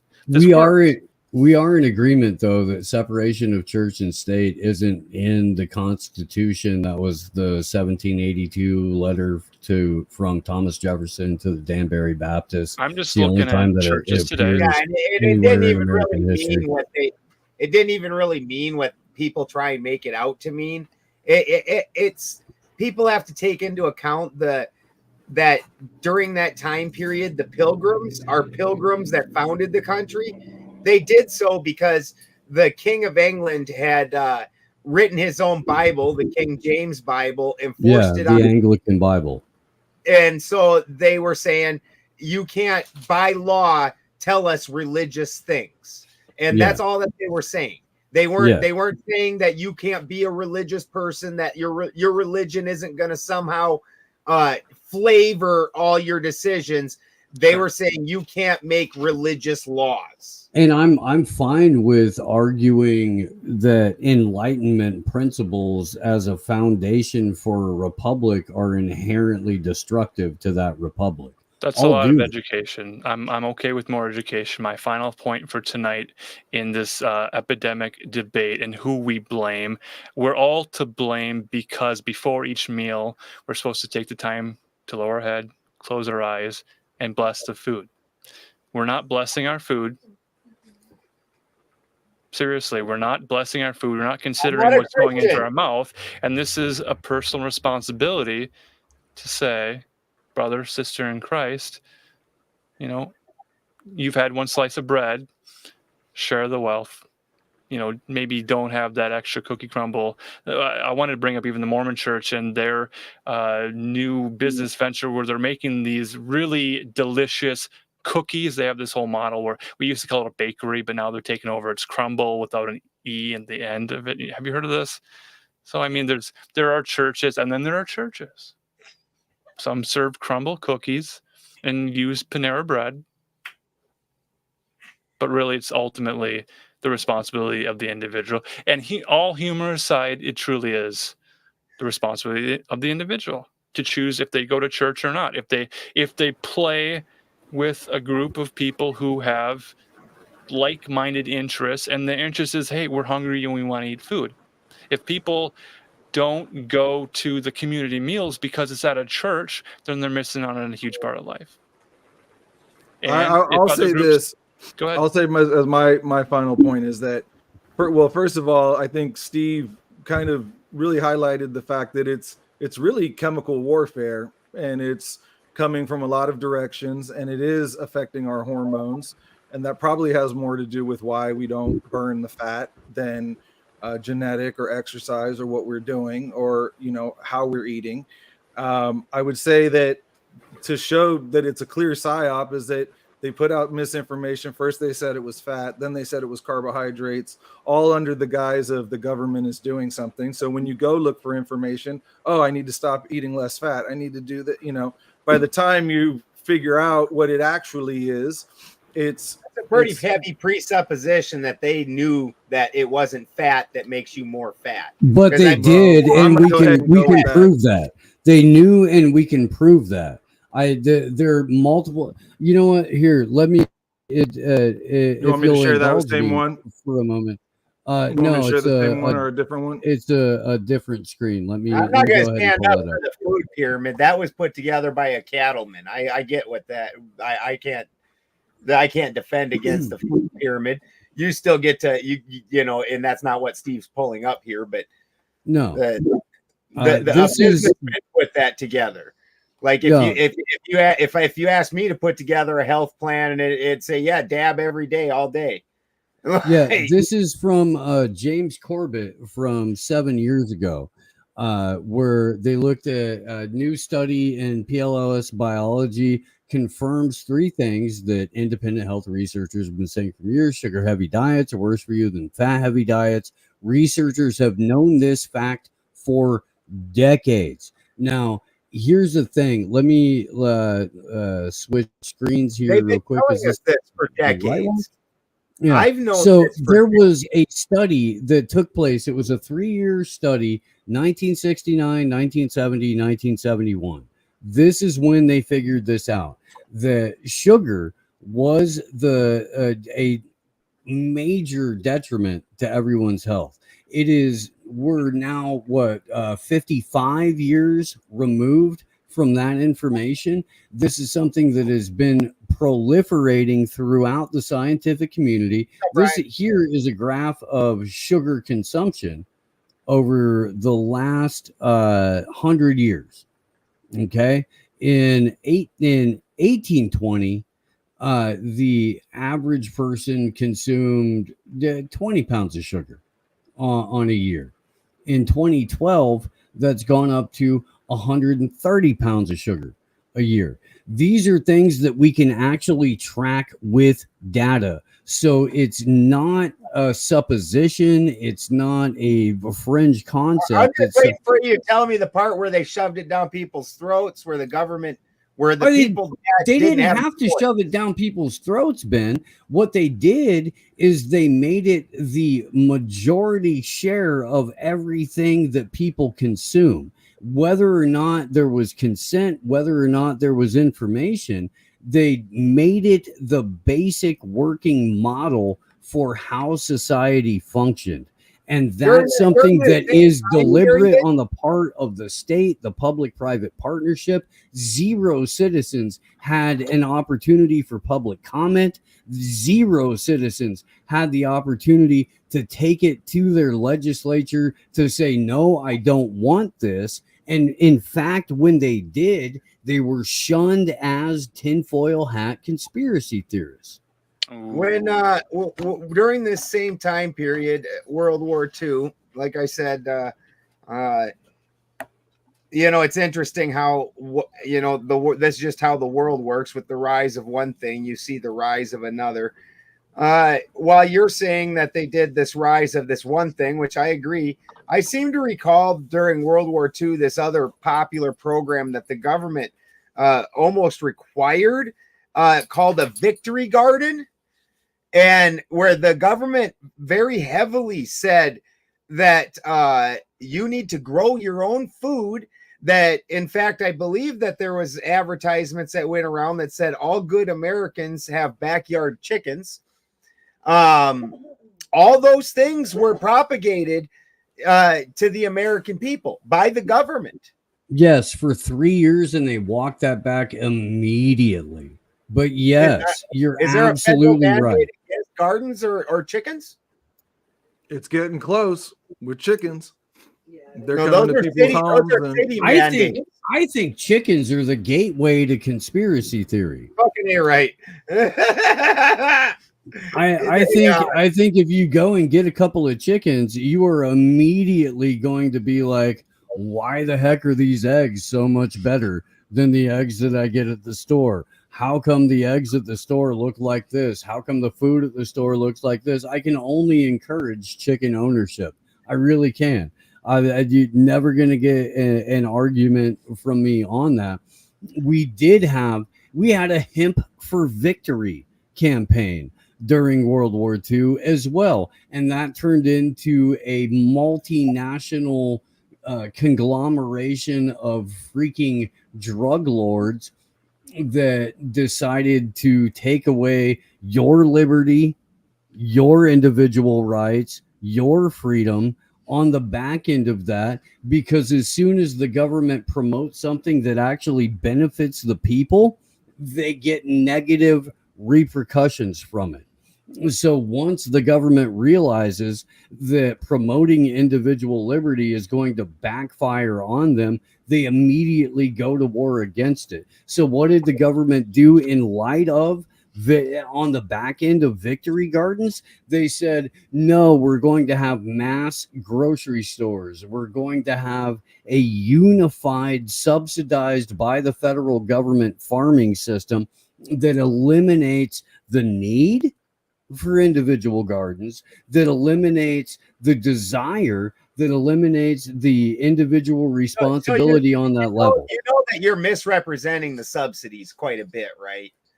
So the subsidized system that you're against actually was.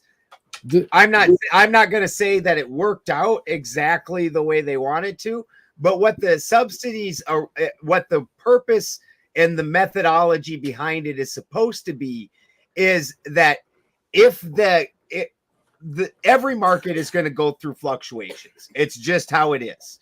And if the small farms, they go under during those fluctuations, and the large farms then rise during those fluctuations. And so in a very short time, you end up with a bunch of very large farms and no small farms. So the way those subsidies were intended to operate was it stabilized the market. So that way small farms always were able to continually stay in business and continually keep a decent price on their products. Where then the large farms, they were always going to be able to work with the market. Ben, you're my brother, but that's bullshit. That is the way that those were set up, and the reasoning behind why they were set up. What subsidies did and what they were always intended to do was create a cartel of producers that would only buy out and absorb small independent farmers. I grew up in central Indiana. When I was a very young kid, there were multiple independently owned and operated farms all around my neighborhood. By the time that I graduated high school, they all had the exact same corporate name under them, because the subsidies for the big farmers is what allowed for them to absorb the smaller farmers. The smaller farmers couldn't compete. They couldn't take product to market except for having a little standout, which I drove by on my bike every day when I rode to fucking grade school, and I got instructions and $3 from my mom to make sure I brought back 18 ears of corn, of freaking like sweet corn, good Indiana sweet corn. And that was the only place that you could get it, was those last few remaining small independent farms. The rest of them had GMO Monsanto corn seed. The rest of them were subsidized to the hilt, to where they didn't even really have to work as hard as they had to do to create their crop, because that's not even subsidies though. That's the GMO. Yeah, it is. That's Monsanto put up the money on the back end in order to guarantee the subsidies. To get it kickstarted, but that's not something that was a running program.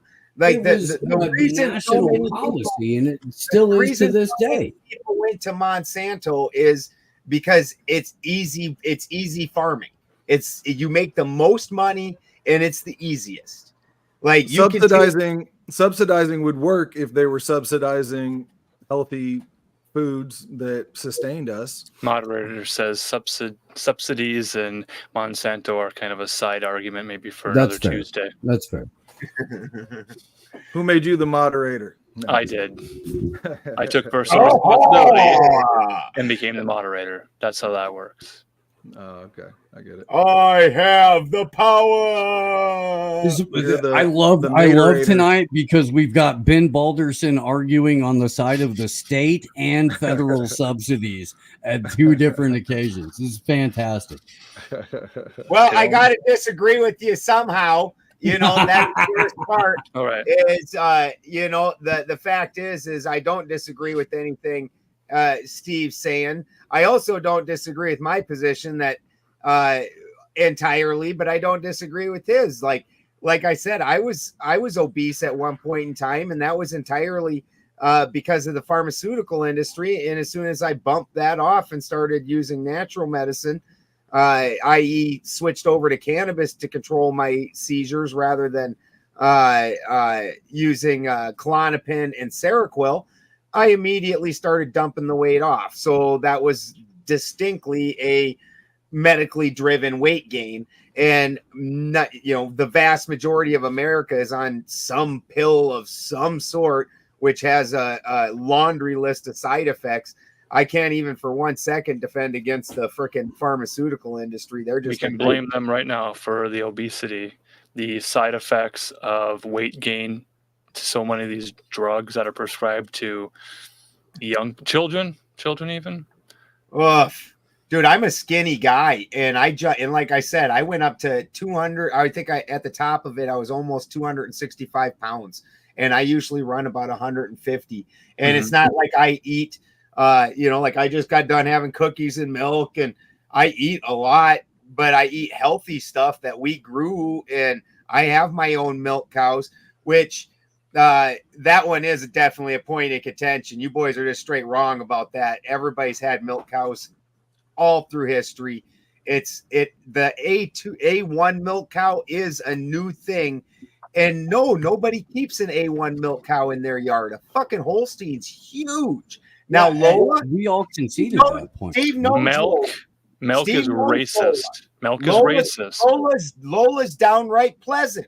She comes up, she's an oversized milk dog. Yeah, Not Lola's a big everyone can puppy. consume cheese. We haven't even I broached the can't- topic of what people groups, I don't know what the word is. I don't think we say race anymore, but there's different people who look very different. And you could put them into certain groups to say, well, here's a group of people from this land, this geographical region, and they look different from this other group of people. And these different groups of people have different dietary restrictions because, for example, if they eat cheese, they die. I mean, it's that terrible for them. Their body can't process cheese. Other groups of people have different we call those people Jews. Yeah, those are think. weak people, Yeah. and they should have died. Well, I guess Man. that's the end of the debate. We said the word, and we blamed the people, and we got to the point, and we got to the final solution plan for this, right? Yep. More cheese, more The lactose. tables have turned. I don't know any skittish, kiddish, kaboo, skibbity toilet, or any of the new Zoomer words to bypass the Lord. censors for saying these things. But really, the children are the future, and we're going to Ye- feed them right.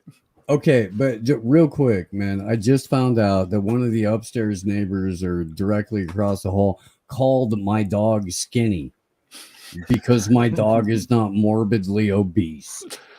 You can see his hips and he is muscular as fuck. Dude, Gomez is a monster.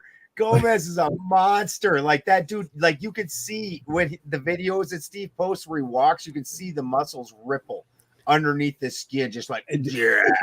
He eats like 2/3 of a pound, if not a full pound of ground beef or some sort of meat every single day with potatoes and carrots and asparagus that I hand chop for him because I don't want to feed him fucking dog food. That's a debate topic you just touched on. We have that plan. We have many more debate topics in the works. Do we want to move to the debrief and kind of let's do that. thoughts? Yeah. But feed your dog raw meat every day. Do that, kids. It's good. For And them. if you're gonna feed them dog food, which I do supplement with dog food, my dogs get what Steve's talking about. I can't get my dogs to eat asparagus. They won't eat it. He the loves pig, it, dude. dude. Even my pig won't. You know what? It's weird because Scotty, well, they take turns. Sometimes they'll like cauliflower. Sometimes they'll like broccoli. One of them will like cauliflower. One of them will like broccoli. It's the weirdest shit, but never ever do any of them like asparagus. Like, and we love asparagus here, and even the pig won't eat asparagus. Gomez goes fucking nuts for asparagus, dude. It's crazy. It's like his favorite thing. Canned or pickled? No, it's raw. I mean, asparagus. yeah, raw. He gets raw food every day, twice a day, and it's probably close to 3 pounds overall between either white sweet potatoes or some rice or something like that, carrots, asparagus, some other vegetable, and then raw meat. Yeah, that's his they diet. got this dog food called there's an Arcana and another one, and it's just freeze dried animal organs, pretty much. It Are we stinks arguing so bad now? when you open the bag? It stinks so bad, but my dogs love it so much. Has the argument become that some people feed their pets, cats or dogs, better quality food than they 100%. feed themselves? Definitely. Then they feed themselves for sure. Yeah, they'll eat McDonald's while giving their dog what Steve's talking about. Yep. I've seen that. I've seen dogs on diabetic medicine, insulin injections. What the fuck? Yeah, I knew a You need to girl give your that- dog There are what Steve- diabetic they're not pets giving the now, dog what yes. Steve is. Wow. Yeah, Diabetic pets. Yeah, diabetic pets. Yeah. My family for like until my dad started coming out to California and visiting me, the family rumor on my family was that I'm on meth because I'm so skinny. They're like, and I'm like, I'm not so skinny. I have very large arms and I'm very muscular. I'm just not fat. Like I'm not, you know, a giant guy, but I'm just not fat. I'm like, I don't understand. Do people, average Americans on the street, have an idea of what a healthy person, not on pharmaceutical medication, not addicted to sugar and eating fast food, what an actual natural organic living man looks like, and what that body shape looks like in its variations? We see Hollywood again with the Ozempic thing. That South Park special was hilarious. Great. Hilarious. Watch that. Beautiful stuff. You know, and then they tried to bring back like eating your own animals, like, you know, all that whole thing with eating cats, and everybody got all mad. Can't eat the pond ducks. Like the Haitians? Pond ducks. Nobody wants to eat you, you stinky shit. If illegal immigrants come to our country and service our own pets, then maybe that's what we deserve. Because our personal responsibility was so lax that it took the Haitians and their voodoo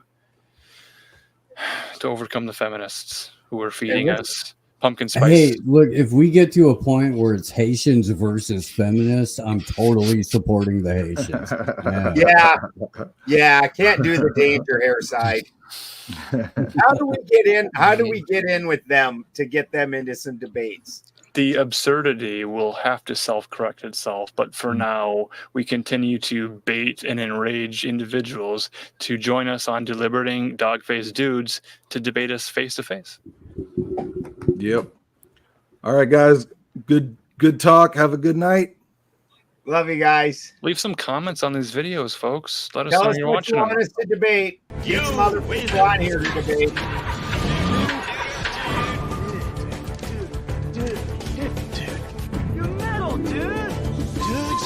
Deliberating.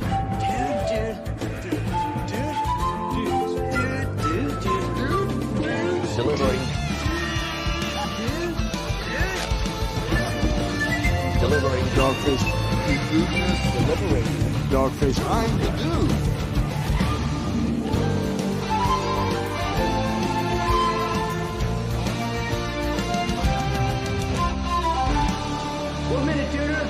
Nine, 8, 7, 6, 5, 4, 3, 2, 1, fight!